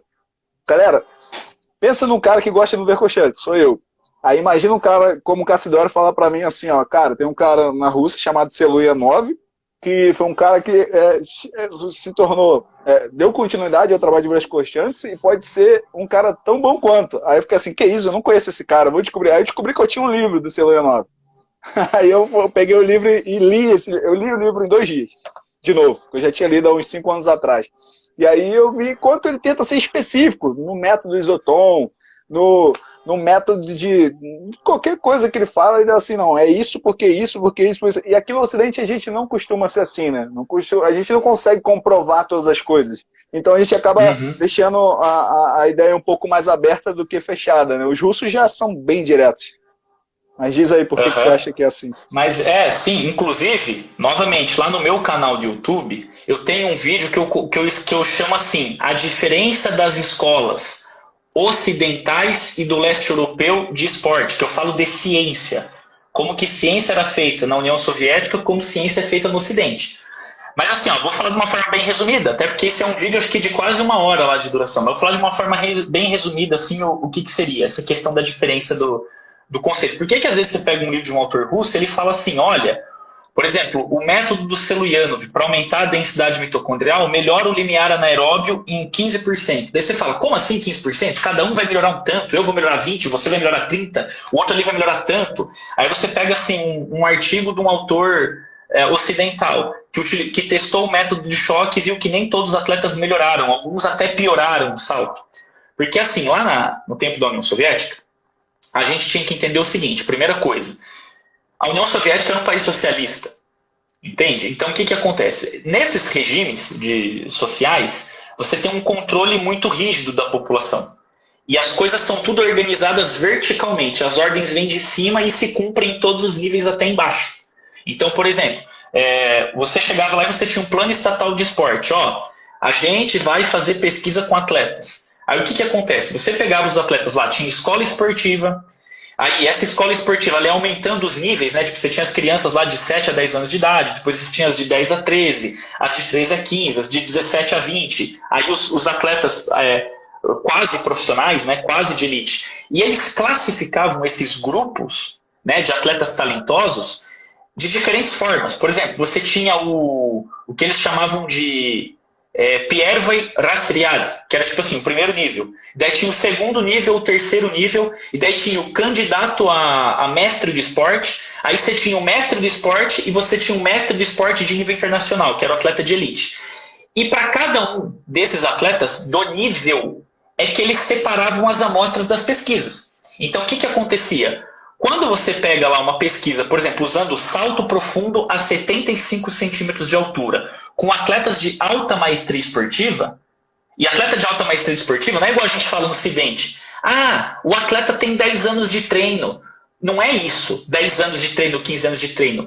É o nível de resultado atingido. Então, o que é por exemplo, um cara que faz arremesso de peso? O que é um cara que faz arremesso de peso que é mestre do esporte de classe internacional? Um cara que arremessa o peso acima de 20 metros. Entende?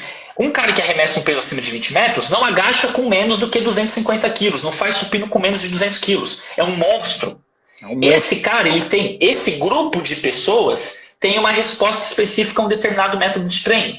Aí se você pegar o mestre do esporte, que é um cara que, vamos dizer o seguinte, que arremessa entre 16 e 20, ele já tem outra resposta para o mesmo método de treino. Então o que acontece? As pesquisas eram feitas com amostras muito específicas. E você não tinha problema do tipo, por exemplo, aqui no Ocidente. Quer dizer, isso não que isso seja um problema. Na verdade, isso é bom, mas é uma coisa que lá na União Soviética não existia na época, que é essa questão de comitê de ética e tal. Não tinha esse negócio do atleta falar, eu decido ou não decido se eu vou dar os meus dados. Eu vou assinar um termo de consentimento. Não tinha nada disso. Você tinha, por exemplo, as seleções, as escolas esportivas, os internatos esportivos, as bases olímpicas, os grupos experimentais de apoio. Inclusive, quem tiver interesse nisso, assiste o meu vídeo sobre o sistema de preparação olímpica na União Soviética, que eu explico tudo isso detalhadamente. Então, o que acontece? Conforme você pegava as populações que estavam em cada um desses níveis, né, igual eu falei, base do esporte de alto rendimento, internato esportivo, escola de maestria esportiva, você pegava esses atletas em específicos e coletava os dados deles em treinamento, em competição, e a partir daquilo que você publicava. Hoje, se a gente, por exemplo, imagina que eu e você, a gente junta, somos amigos, vamos escrever um artigo e falar sobre o método de choque. Pô, a gente vai lá na academia, pegar um atleta de jiu-jitsu, e daí um atleta de jiu-jitsu é bem treinado, outro mais ou menos, outro tem potencial genético, mas não quer participar da pesquisa. Você não tem controle sobre essas pessoas. Na União Soviética, novamente, voltando lá à questão lá que eu tinha citado do regime socialista, e só lembrando que eu só queria fazer um parênteses aqui na live. Não me importa o que as pessoas acham de política, dane-se. Não quero saber se é de esquerda, não quero saber, dane-se. Eu só estou falando de fatos relacionados com ciência no esporte. Então, lá na União Soviética, que existia essa questão do socialismo, eles tinham um controle muito rígido. Eles davam ordens para os cidadãos. Ordens para os atletas. Você vai lá para a base olímpica que você vai ficar lá 1 ano treinando. O cara ia lá, tinha que treinar sempre, dar o máximo, participar das competições, e os caras simplesmente coletavam os dados. E a partir daquilo eles publicavam.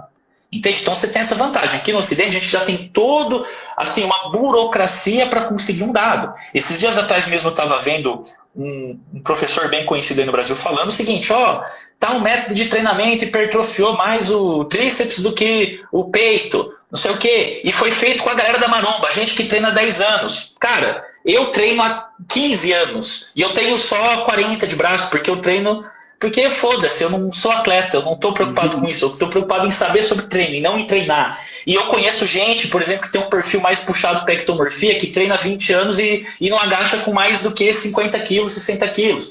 Entende? Ao passo que eu conheço pessoas que treinam há 5 anos e já agacham com 160 quilos. Pô, eu tenho um cara aqui no meu estúdio, um piá de 22 anos, um rapaz de 22 anos, né? Que ele treina comigo tem 9 meses. Ele já está agachando com 130 quilos, botando a bunda lá no calcanhar. Entende? Então não adianta eu chegar e falar, fulano treina há 10 anos. Eu quero saber do resultado que ele já atingiu no esporte. Porque pelo resultado, eu sei que esse cara tem perfil morfológico para aquela modalidade esportiva. Você entende? Que ele tem a estatura ideal para aquela modalidade, o comprimento ideal dos membros, uma porcentagem de fibra rápida e lenta ideal, a capacidade de armazenar e liberar energia elástica ideal. Então, por exemplo, se eu aplico um método de choque num atleta que geneticamente nasceu para fazer salto em altura, ele responde muito melhor, por exemplo, do que um atleta que nasceu geneticamente para fazer levantamento de peso olímpico ou powerlift. Não que o cara do powerlift não responda bem, responde, mas o cara do que faz salto em altura responde melhor. Porque o corpo dele funciona usando esse mecanismo de acumular e liberar energia elástica. Então a gente tem essas premissas, essas diferenças. Então por isso que eu sempre digo, tem que analisar como a ciência funcionava na União Soviética e como a ciência funciona no Ocidente. Não que a União Soviética era só vantagens, tem seus problemas também. Assim como no Ocidente, tem suas vantagens e tem seus problemas. A gente só tem que refletir para entender. Por isso que, às vezes, você pega informação... Pode falar. O Ocidente está começando a criar uma escalazinha aí de níveis de treinada. Não está mais aquele esquema de ser recreacional. Tá melhorando. Está começando a criar níveis de força. Uma vez o peso corporal, uma vez e meio o peso corporal. Sim, tá melhorando. Sim. Aí. Mas ainda está caminhando. É porque é o seguinte, agora que no Ocidente a gente está começando a desenvolver o que na União Soviética começou em 1980. Uma disciplina que eles chamam de teoria do esporte. Que inclusive é até a base da discussão, vamos dizer assim, a parte realmente científica da discussão do Matveev e do Verkhoshansky. Que o Matveev e do Verkhoshansky, igual eu falei pra você, teve muita briga pessoal. Você lê os artigos, tem muita ofensa e pouca informação, de verdade. Os artigos de discussão. Mas tem uma parte que eles discutem bem, que eles dizem o seguinte, e nessa questão, eu puxo mais pro lado do Matveev, entende?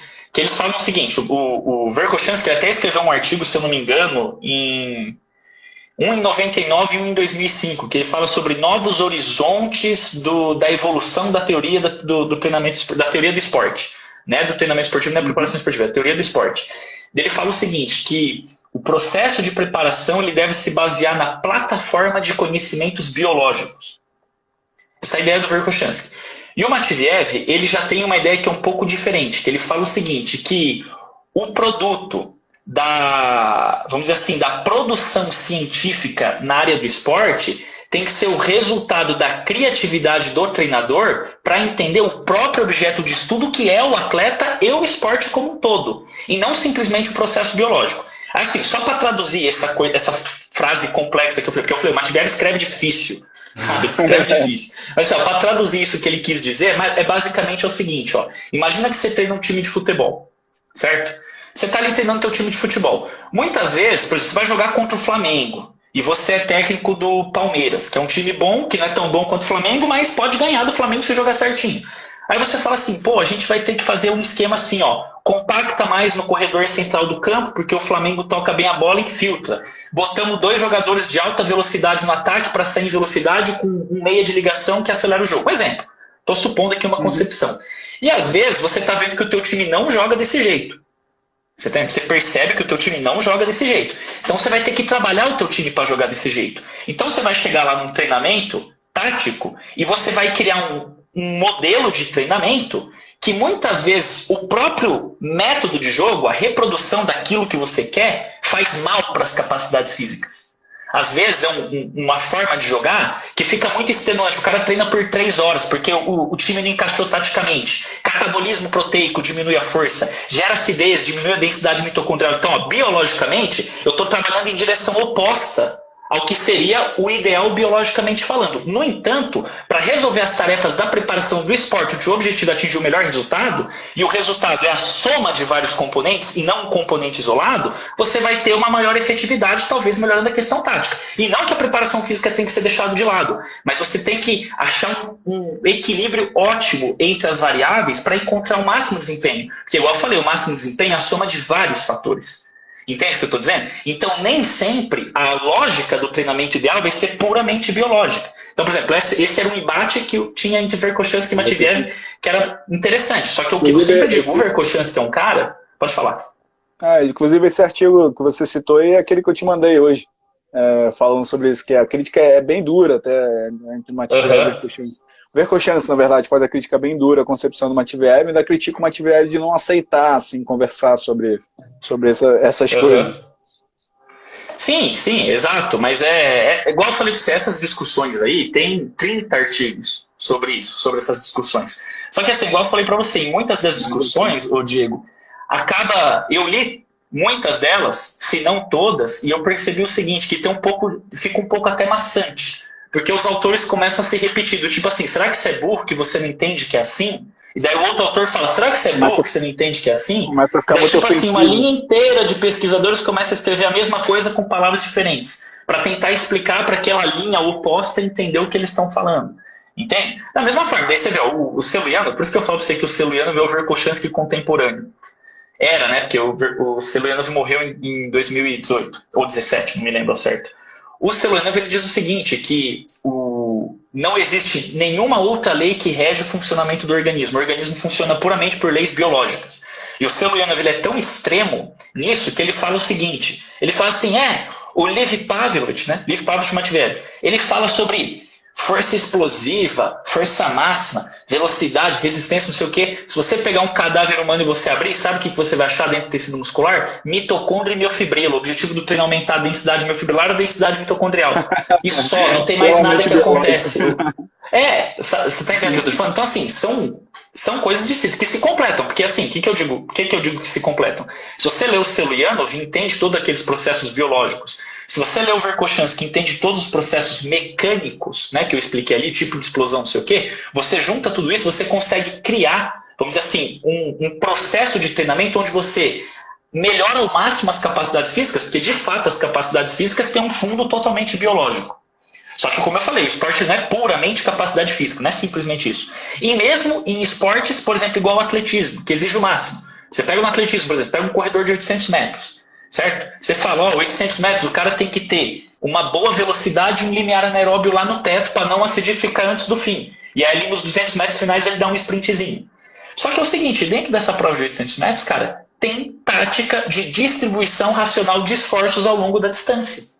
Se o cara não estudar a tática, não pensar se ele vai seguir o líder, se ele vai deixar uma distância maior, se ele vai atacar no final, ele quebra no fim e perde. Entende o que eu estou te falando? Então, assim, o esporte ele é composto assim, de várias interações complexas. Igual o próprio exemplo que eu estava dando agora há pouco, quando a gente estava falando da metodologia do Verkhoshansky, né? Que eu falei, o tipo de explosão balístico não depende da máxima força do ser humano, da capacidade física, força máxima. Ele não depende, porque apesar de, quanto mais rápido o movimento, mais forte ele foi, a força máxima atingida no movimento balístico é bem menor do que a força máxima do aparelho locomotor humano. Então não tem relação, só que daí depois eu expliquei. Mas em situações, em ações técnicas de golpe, a hipertrofia tem relevância, porque aumenta a energia cinética que deforma mais o implemento esportivo. Daí você fala, como assim? Então quer dizer, tem muitas coisas que você tem que considerar tudo junto. Entende? Por exemplo, você treina um time de futebol. Pô, você está jogando a Libertadores, teu time joga bonito, toca bem a bola, só toque de primeira, passes verticais, infiltra, transições rápidas. Nossa, que coisa linda. É o Barcelona do Pep Guardiola. Vai jogar lá em La Paz, na chuva. Altitude e chuva. Campo irregular, prejudica o toque. E aí? Entende o que eu estou te falando? Então, o processo de preparação, a gente sempre tem que entender o seguinte, qual que é o objetivo do processo de preparação esportiva? É fazer o atleta atingir a possibilidade de atingir o melhor resultado possível. Veja bem, não é em si atingir o melhor resultado possível, porque ele depende de diversas variáveis, mas ele está pronto para conseguir atingir o melhor resultado possível.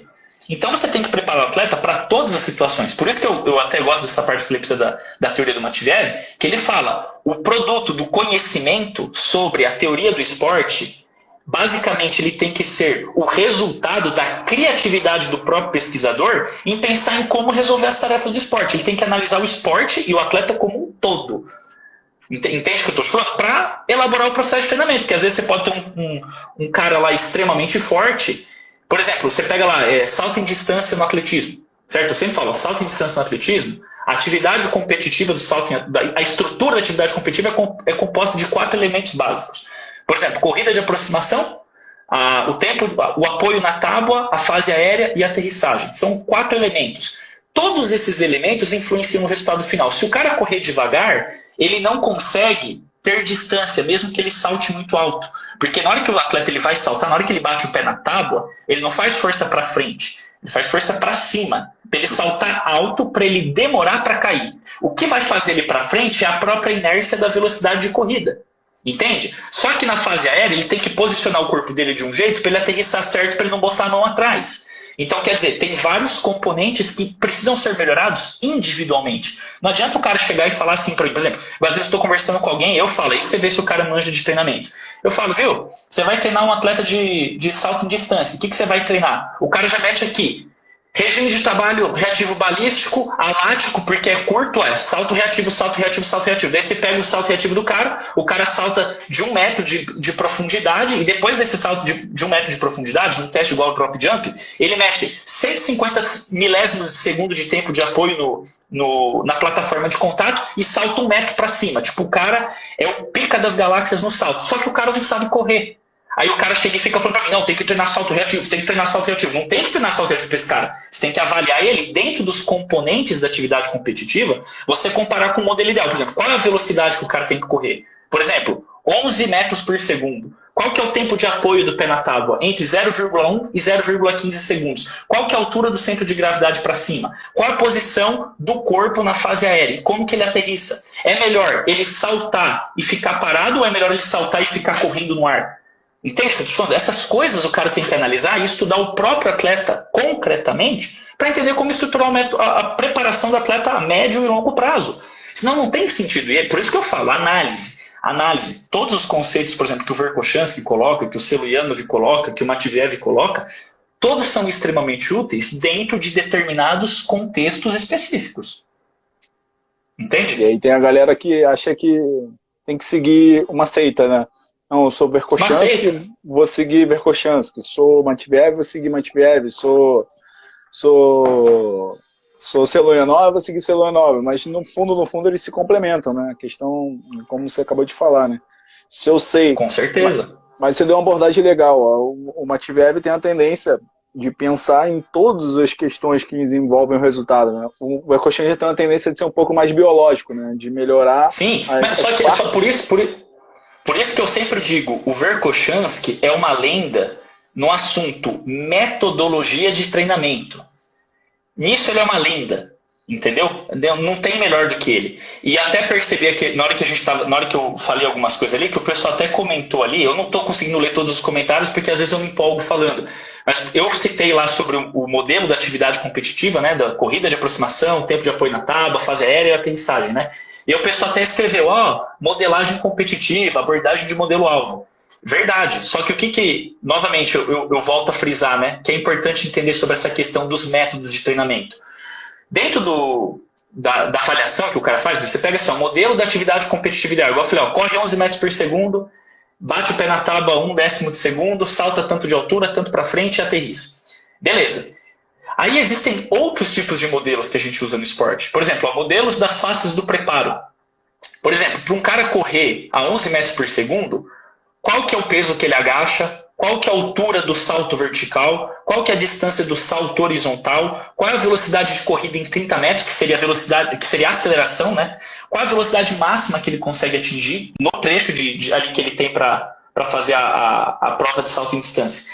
E ainda tem o modelo morfo funcional. Por exemplo, para um cara que agacha com 250 quilos, Qual é o percentual de fibra rápida e fibra lenta que ele tem que ter? Qual que é a área de secção transversa do membro inferior, da coxa e da panturrilha? Eu vou correlacionando esses dados e às vezes eu chego à conclusão que mesmo um atleta que precisa melhorar a força explosiva, talvez para ele o ideal não seja treinamento de força explosiva. Vou te explicar por quê. Tem atleta, por exemplo, que quando você observa a correlação entre força máxima e força explosiva, você percebe que ele consegue aproximar bem para aquele tempo de movimento, por exemplo, igual no... Vamos dizer o seguinte, ó, o cara precisa de 0,5 segundos para atingir força máxima. E o tempo de ação lá no esporte dele tem 0,1. Tem só 1/5 do tempo máximo que ele precisaria para atingir força máxima. Se você percebe que a curva de força dele está bem inclinada, ou seja, que ele consegue crescer a tensão muscular em níveis muito altos, talvez esse cara não consiga mais melhorar a força explosiva, ela atingiu um platô, porque ele vai precisar melhorar a força máxima dele. Só que se esse atleta ele tiver, por exemplo, um nível de força máxima também elevado por meio dos mecanismos de coordenação neuromuscular, aquela questão de coordenação intramuscular, intermuscular, capacidade de armazenar e liberar energia elástica, talvez para esse cara ele só vai conseguir quebrar a barreira do desempenho se ele voltar numa preparação geral, sair da forma esportiva e entrar num método de hipertrofia de fibra lenta e fibra rápida para depois, com essa hipertrofia já consolidada, voltar num treinamento de força máxima para melhorar a coordenação neuromuscular e voltar a ter gás para melhorar a força explosiva. Entende o que eu estou te falando? Então, assim, todas essas análises têm que ser feitas. Por isso que eu digo, se a gente não conhece essas questões da modelagem e não domina os métodos para entender qual é o grau de influência de cada método no organismo, a gente não consegue entender como funciona, como o atleta atinge o resultado. E aqui, olha só que interessante, né? Agora há pouco eu estava falando que o raciocínio do Matveev é lógico, né? Aquela questão da criatividade no pensamento para você entender o atleta e o esporte. Só que aqui entra novamente a questão biológica, né? Para você ver como são áreas interrelacionadas. Se você não conhece como os exercícios podem influenciar no seu organismo, você não consegue construir o modelo do atleta, o modelo morfofuncional para ele atingir aquele resultado. Vou falar, você pega lá um atleta, mediu lá no limiar anaeróbio dele. Se você percebe que o limiar anaeróbio dele está mais do que 70%, 75% do VO2 máximo, você só vai melhorar a resistência desse cara com hipertrofia muscular, aumento de débito cardíaco, para depois voltar em treinamento intervalado para aumentar o limiar anaeróbio de novo. Porque o limiar anaeróbio ele tende a atingir um platô quando você pega ali 70%, 80% do VO2 máximo. Entende? Aí, você teria que aumentar o VO2 máximo. Só que o VO2 máximo só aumenta com aumento das capacidades cardiovasculares. E treinamento cardiovascular é cíclico de longa duração. Aí você fala, pô, como assim? Fulano de tal lá, que é um esporte intermitente, lá, sei lá, o cara joga tênis, como assim o cara tá rodando? Depende. Para alguns atletas, fazer uma rodagem pode ser positivo, para outros não. Não obrigatoriamente respeita daquele lance que o pessoal fala de princípio da especificidade. Até porque na literatura russa não existe esse princípio da especificidade, no sentido que um atleta ele tem que treinar específico. Não é isso que eles falam. Existe a especialização profunda, que a gente explicou na live passada, que é o quê? O atleta ele tem que saber qual esporte que ele pratica, para entender o que ele tem que melhorar.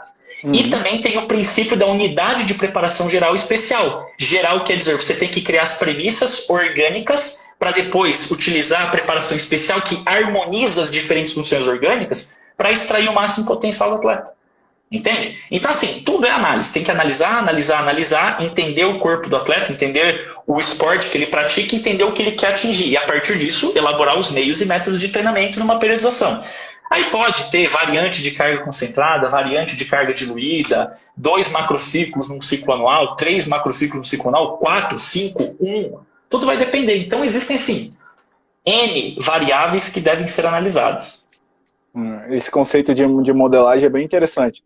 Só ele fica um pouco restrito para a galera aí do dia a dia, né? Porque ela não tem meio que acesso a essa informação, né? Tem que ter informação. estrutura. Por mais que você consiga sentar numa zona de competições e tentar colher esses dados, é bem complexo, né? Você vai precisar de repente, algum aparato. A galera do futebol aí tem a análise de desempenho, né? Que colhe as muitas variáveis do campo e aí facilita essas tomadas de decisões, né? Já dos outros esportes, quanto menos informação você tem, pior, né? Fica um pouco mais complexo. Na Rússia, sabe dizer se a galera tem tem alguém específico para colher esses dados todos, para ajudar na tomada de decisão do treinador? É assim, ó, na Rússia, como é que funciona? Hoje, né? Esqueça agora a União Soviética, a Rússia é hoje. Você tem os pesquisadores dentro das universidades que têm acesso a populações e amostras de atletas de alto rendimento. Eles fazem as pesquisas com toda a aparelhagem científica necessária e criam os modelos. Só que, paralelamente a isso, a ciência esportiva russa trabalha assim de forma insistente, de uma forma assim extremamente aprofundada em desenvolver aquilo que eles chamam de parte pedagógica do treinamento desportivo, que é o quê? Por exemplo, ao invés de eu levar você para um ciclo ergômetro com ventilometria, coleta de sangue para analisar o lactato e eletrocardiograma com teste de composição corporal com aquele scanner, ao invés de você fazer tudo isso, ele vai lá e faz o seguinte, ó, faz o yo-yo teste aqui. Ó. Eu desenvolvi uma variável de yo-yo teste que tem uma correlação de 0,9 com o teste no ciclo ergômetro. Ele está preocupado em desenvolver aquele teste que é facilmente aplicável dentro de uma quadra de futsal, por exemplo, ou dentro de uma pista de atletismo. Então eles desenvolvem diversos testes pedagógicos e fazem pesquisas usando dados de testes pedagógicos. Então você tem assim as duas vertentes, diríamos assim, a parte que é padrão ouro e a parte que é a pedagógica, que o que eles dizem é o seguinte, os treinadores lá na Rússia, a parte pedagógica é o que interessa, porque a gente não tem isso aqui em todo lugar. A gente não tem, igual eu falei para você, equipamento científico, por exemplo, um aparelho isocinético, uma plataforma de força, uma plataforma de salto, um peak power. Você não tem isso assim, torto à direita, em todo lugar, em cada sala, em cada pista, em cada campo. Então você tem que desenvolver testes que indiretamente têm alguma correlação com aquilo. Por exemplo, hoje em dia o pessoal fala assim, ó, dá para você falar de correlação de fibra rápida e fibra lenta pelo o dinamômetro isocinético, né, que você regula ali a velocidade que ele desloca, né? Então você faz ali como se fosse um cálculo da máxima força que você produz quando ele está sem movimento estático, né, que seria, entre aspas, aí, força isométrica. Eu falo entre aspas porque o termo isométrico é um termo errado, discussão para outra live, certo? E depois compara a força que ele consegue produzir num movimento extremamente rápido, né? Porque daí você regula a velocidade dele para ele ficar bem solto, certo? E aí você consegue correlacionar para falar quanto de fibra rápida e lenta que ele tem. E eles podem correlacionar isso, por exemplo, com biópsia muscular. Beleza, tem ali o teste pronto, de estrutura científica. Aí depois esses mesmos caras, eles pegam atletas que fizeram esse teste e fazem o salto horizontal, por exemplo. E o cara percebe que pelo salto horizontal, ou o salto triplo horizontal, ou o deca salto, o cara começa a pegar parâmetros que têm alta correlação. Por exemplo, tive um professor lá na Rússia, o Sergei Ivanov-Wolf, que ele escreveu um artigo uma vez, porque ele trabalhou muito com velocistas, ele conhecia pessoalmente aquela grande velocista russa, a Privalova, dos anos 90, se eu não me engano ela é recordista mundial de 60 metros até hoje, e nos 100 metros ela perdia sempre no finalzinho, assim, aí as jamaicanas e as americanas ganhavam ali, né, mas ela sempre tinha uma aceleração mais forte, a Privalova.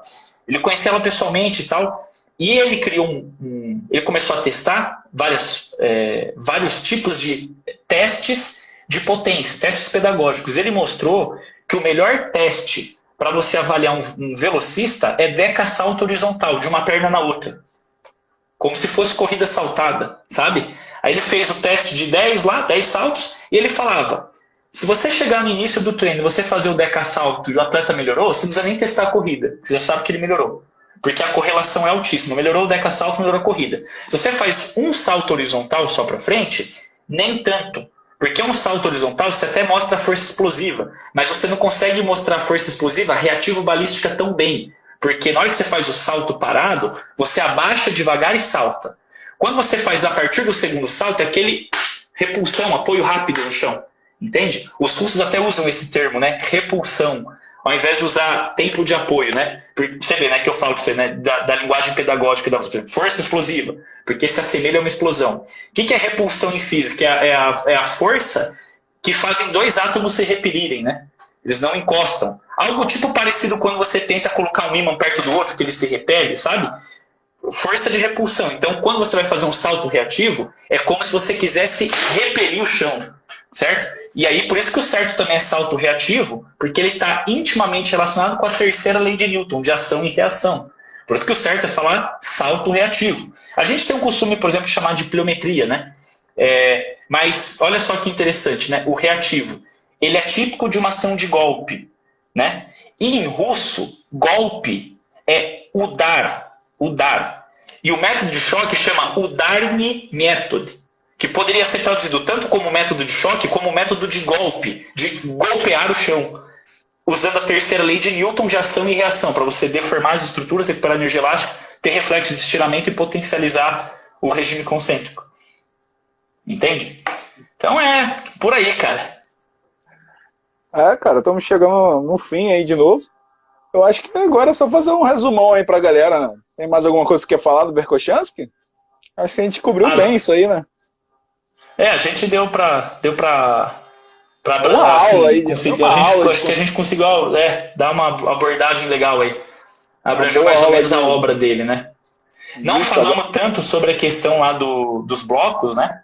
Falamos assim, de leve só, um pouquinho, para aquela questão que eu até expliquei naquela live passada, né? Que eu disse, né? Que é uma coisa que eu tenho e que eu sempre falo o seguinte, né? Que na Rússia, não estou falando do resto do mundo, estou falando dentro da Rússia. O Verkhoshansky, ele não é um cara que ele é amplamente reconhecido pela periodização. Ele é citado por todos no que concerne ao que a gente discutiu hoje, força especial. No que concerne a periodização, nem tanto. As pessoas sabem quem é ele, mas ninguém fala, nossa, é o cara da periodização. Não fala. E eu falo porque eu estive lá. E eu fui para a Rússia amando o Verkhoshansky. Eu cheguei até, quando eu ainda estava no Brasil, eu escrevi um resumo e publiquei no Selafisks, em São Paulo, que eu apliquei carga concentrada de força no voleibol. E melhoramos, em média, 11 centímetros no salto vertical com contramovimento e 10 centímetros no squat jump, que é aquele sem contramovimento, sem energia elástica. Ou seja, uma melhora significativa para 6 semanas de carga concentrada. Porque eu estudava muito carga concentrada na época. Eu ia nos cursos do Paulo Roberto de Oliveira, li aquele livrinho dele que chama, acho que é Carga Concentrada de Força mesmo. Não, do Paulo Roberto de Oliveira. Sim. É um vermelhinho? Que ele coloca assim, o vermelhinho, que ele coloca assim, cada capítulo é uma tese de orientando dele, que aplicou carga concentrada em tal esporte, em tal esporte, tal esporte. Eu apliquei no vôlei. E o que acontece? Lá quando eu trabalhei com vôlei, a gente melhorou muito a potência. Só que eu sempre digo, né? E novamente isso aqui reforça a concepção que eu tenho do Matveev. A gente chegou com o time que no aquecimento de rede era medonho. Os meus meninos com 17 anos, todos passavam o peito do bordo superior da rede, atacando no aquecimento de rede. Intimidava todo mundo no aquecimento.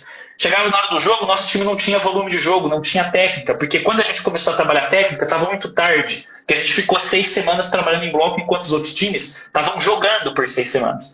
Então a gente percebeu o quê? Na época que eu trabalhei, que a gente não conseguiu ter a mesma efetividade para se jogar vôlei, apesar de ter melhorado muito o salto. Então quer dizer, a gente percebe que aqui já tem algumas coisas, né? Pode servir muito bem para um tipo de modalidade, mas nem tanto para outro. E aí quando eu fui para a Rússia, eu lembro até hoje, a primeira aula que eu fiz no mestrado, na verdade foi a segunda. A primeira foi com o Wolf, que normal, e a segunda eu peguei um professor lá, que é um professor assim, cara, que ele é um espetáculo. Só que quando você tem aula com ele, todo mundo tem medo. Que é o Valery Petrovich Polyansky. Esse cara é embaçado. Ele parece o Tony Stark, assim, ele usa um cavanhaquezinho, né, que é o ator lá, como que é mesmo o nome do ator? Que é o Homem de Ferro. Robert Downey Jr. Robert Downey Jr. Ele parece aquele cavanhaquezinho, sorrisinho amarelo, assim, fica ironizando você, professor Polyansky. E eu lembro até hoje, um dia ele chegou em mim e falou assim, vai lá você agora na frente e apresenta o teu projeto de pesquisa de mestrado. Fala o que você vai pesquisar. E na época eu falei, né, vou estudar periodização em jogos esportivos. E eu falei assim no dia, porque a periodização do Matveev não se encaixa na realidade do calendário do futebol. Nossa, pra que eu falei aquilo, cara? Ele me destruiu em 10 partes, sabe?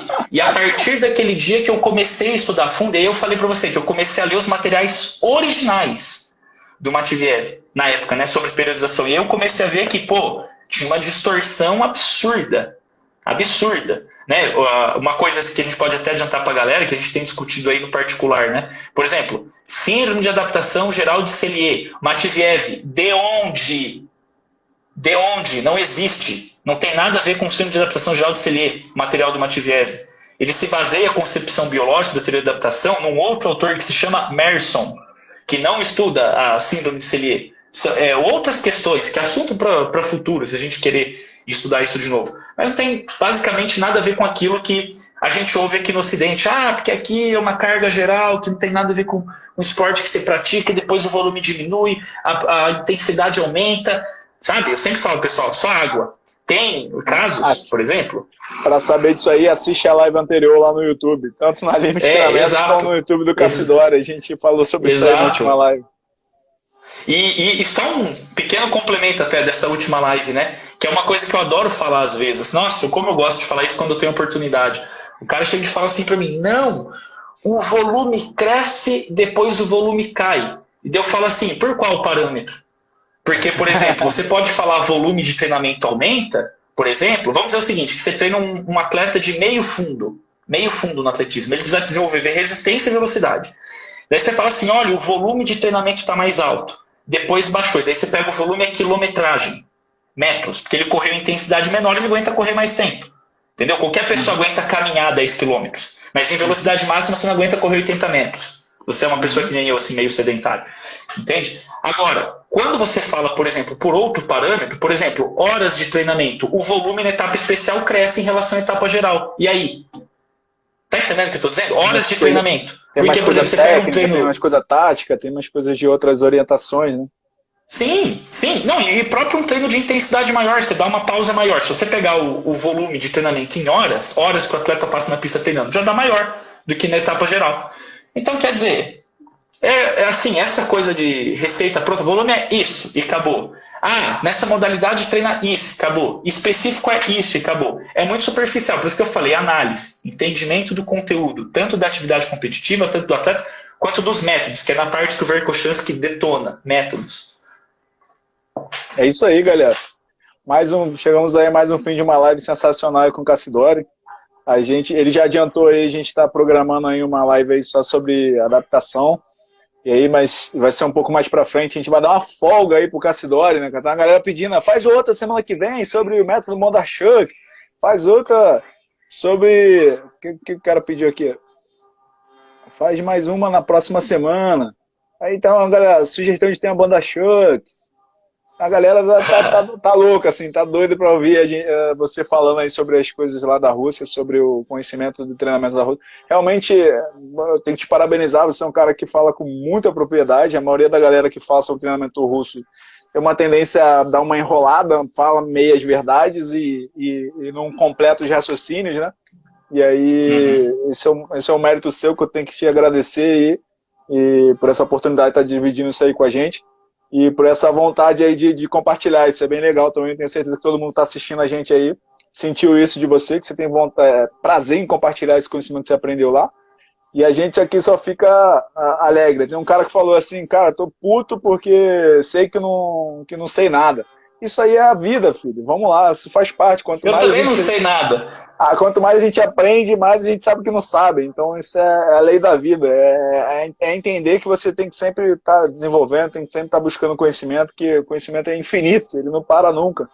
Inclusive é um dos conceitos aqui da nossa empresa, da Limite Treinamentos, é a evolução constante. É ciência e prática e evolução constante. Porque a gente vai chegar perto da beira da morte e ainda vai estar aprendendo coisas novas. E esse é o ciclo da vida, não tem jeito. Faz parte. Não tem jeito. Não tem jeito. É que nem últimas palavras. Últimas palavras, então. O amigo aí que citou, né, que fica puto porque não sei nada, é igual às vezes que eu tive a oportunidade de ouvir o Platônovo falar.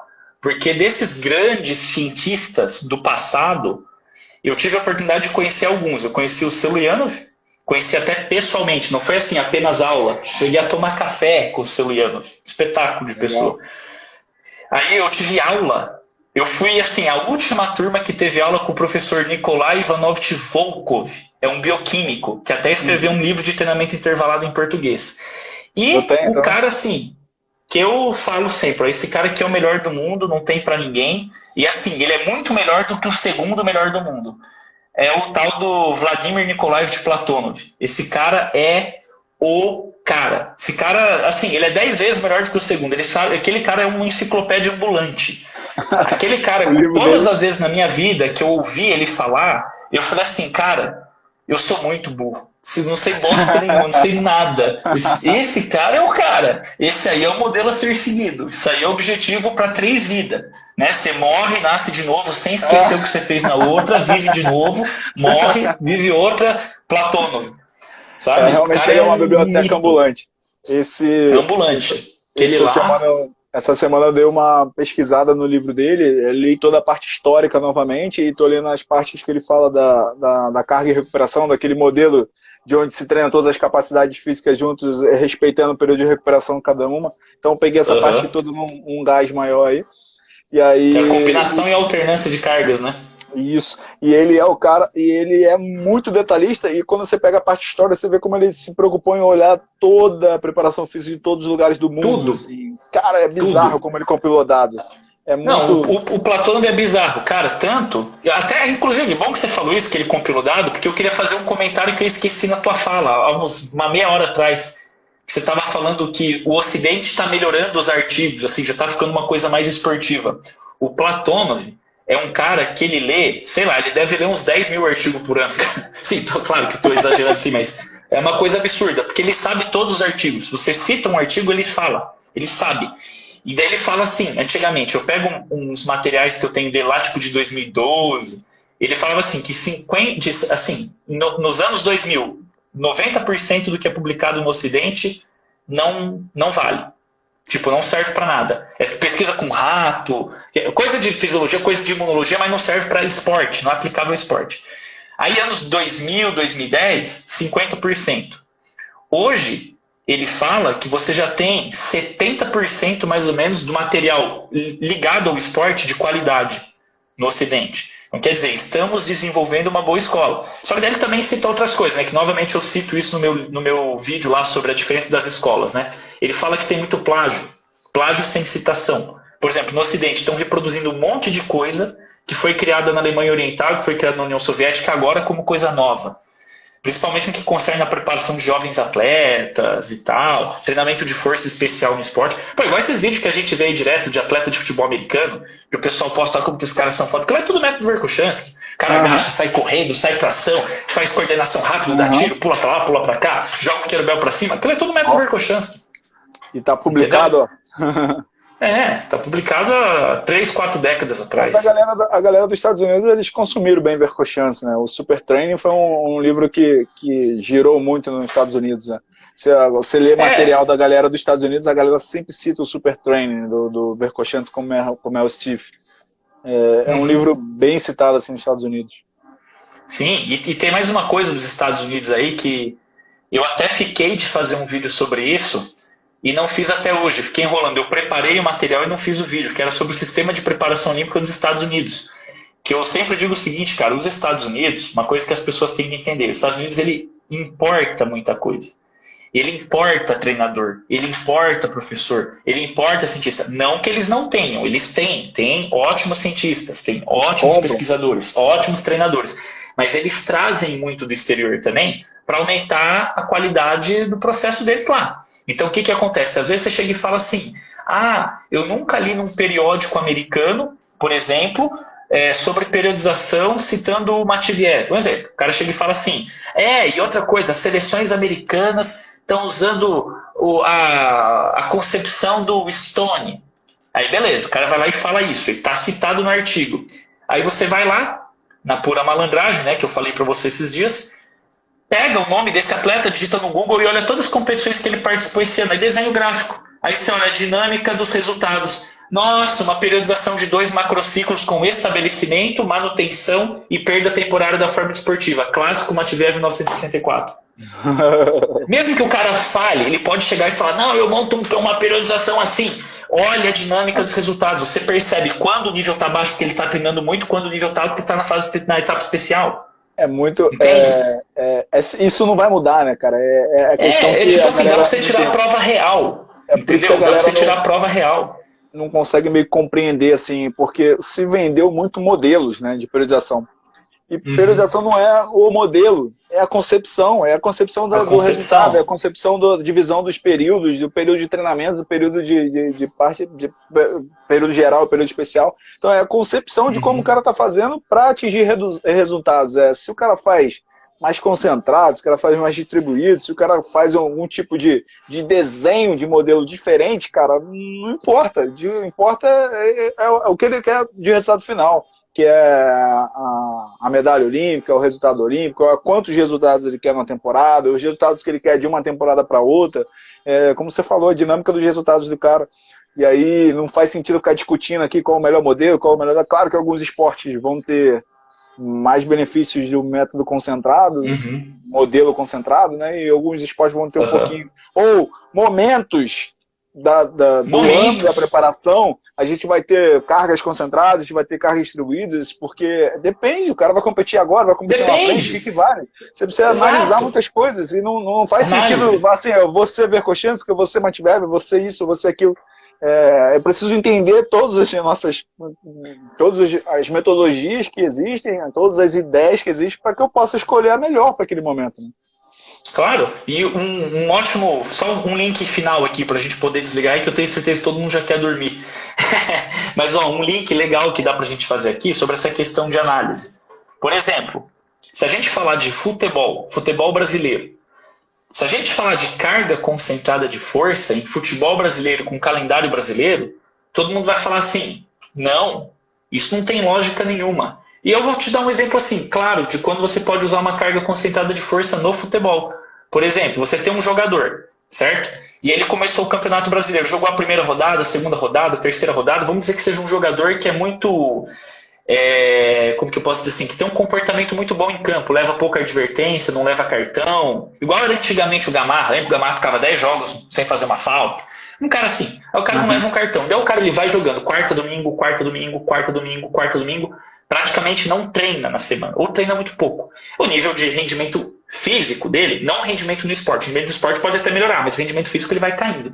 De repente, esse cara vai lá e toma uma expulsão. E daí ele está suspenso no próximo jogo. E vamos dizer que o cara foi expulso justamente quando porque assim, o Campeonato Brasileiro tem sequências. Na verdade, se você pegar assim num mês, dificilmente um time joga 8 jogos. Ele joga 6. Porque assim, 2, 3 semanas ele joga 2 vezes, daí ele tem uma semana que ele joga uma vez só. Se ele foi expulso nessa vez, antes daquele intervalo de uma semana, ele está fora do outro jogo. Então ele vai jogar dali 10 dias. E se ele fazer 5 dias de treinamento de carga concentrada para retomar a força que ele perdeu no decorrer das 10 ou 12 primeiras rodadas? Sendo que ele está com todas as concepções táticas ali na ponta da língua porque ele está no ritmo de jogo. Aí você pode aplicar a carga concentrada. Entende? Exatamente. Ou você pega, por exemplo, um atleta que vem, assim, na etapa de manutenção dos resultados na carreira esportiva. Ele já atingiu o ápice dele, bateu o recorde pessoal dele, e agora ele já está naquele momento de idade, ali perto de uns 30 anos, que ele até mantém o que ele estava, mas dificilmente ele melhora. Por que às vezes um atleta desse, que já tem uma técnica perfeita, tática, muito bem, tem muita experiência, por que um atleta desse às vezes não pode usar um bloco de carga concentrada, não necessariamente de força, mas para resolver uma tarefa específica da preparação dele? Então, por isso que eu sempre digo, tudo depende de análise e entendimento do que o que você quer fazer, o que aquilo vai te trazer. Entendeu? Então, basicamente é isso. Se você sabe como você quer gerir a preparação do seu atleta, você resolve todo tipo de problema. É isso aí. E aí não faz sentido nenhum ficar preso a nenhuma concepção. É entender todas as concepções e aplicar a realidade que você tem. Perfeito. Claro, uma trabalhar fala com aí inteligência. É isso aí. Mais uma vez, muito obrigado. E aí, depois a gente conversa lá no privado, mais aí, se a gente decidir fazer mais algumas pra frente aí. A galera tá sempre pedindo aí, faz mais, faz sobre Platonov, faz sobre Bondarchuk, o pessoal quer consumir da literatura russa, porque realmente é uma coisa escassa no Brasil. E a galera não entende, né? Na verdade, eu tô lendo o livro do Platonov e como ele é muito detalhista, fica meio cansativo em alguns momentos. E aí, como eu já tenho muita leitura sobre o tema, eu consigo entender alguma coisa, mas a maioria abre, lê ali e fala assim, não entende nada. E aí vem um cara como você e traduz, fica tudo mais fácil. E diga-se de passagem, o Platonov, esse livro, Tratado Geral de Treinamento Desportivo, ele chama Sistema de Preparação no Esporte Olímpico. Sistema de Preparação de Atletas no Esporte Olímpico, é o nome original do livro. Ele atualizou em 2015, ele dobrou o tamanho. É isso. Dobrou. Bizarro. São 2 volumes agora. Dá umas 1.500 páginas. É bizarro. Acho que é 1.700 páginas. Bizarro. Maluco. Bicho, é muito louco esse do Platonov. Ele é muito Valeu, louco. galera. Obrigado aí pela companhia de vocês nessa live. Valeu, Cassidori, mais uma vez. Tamo Muito junto. obrigado. Aquele abraço, meu querido. Boa noite para você. Valeu, Aquele galera. abraço. Até mais. Aí, Boa print, noite. peraí. Pausa Falou. para o print. Peraí. A gente Print. não fez um print.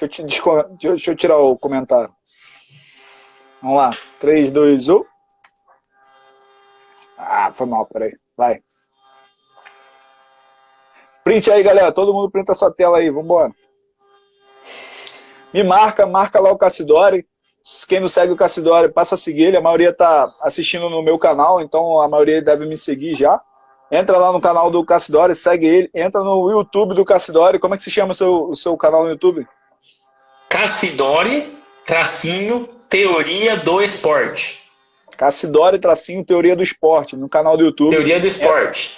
Entra lá no canal. E só lembrar também que o canal lá no YouTube, ele é bilíngue. Eu tenho vídeos em russo também. Então, o pessoal for procurar vídeo, procura com paciência lá, põe vídeos, vai descendo, vai rodando a barra ali, que tem vários vídeos em português, tá? Tem bastante, cara. Já tô dando uma fuçada lá em algumas coisas boas lá. Tem muito material bom aí. Quem tá gostando de ouvir o Cassidori aí, entra no YouTube dele.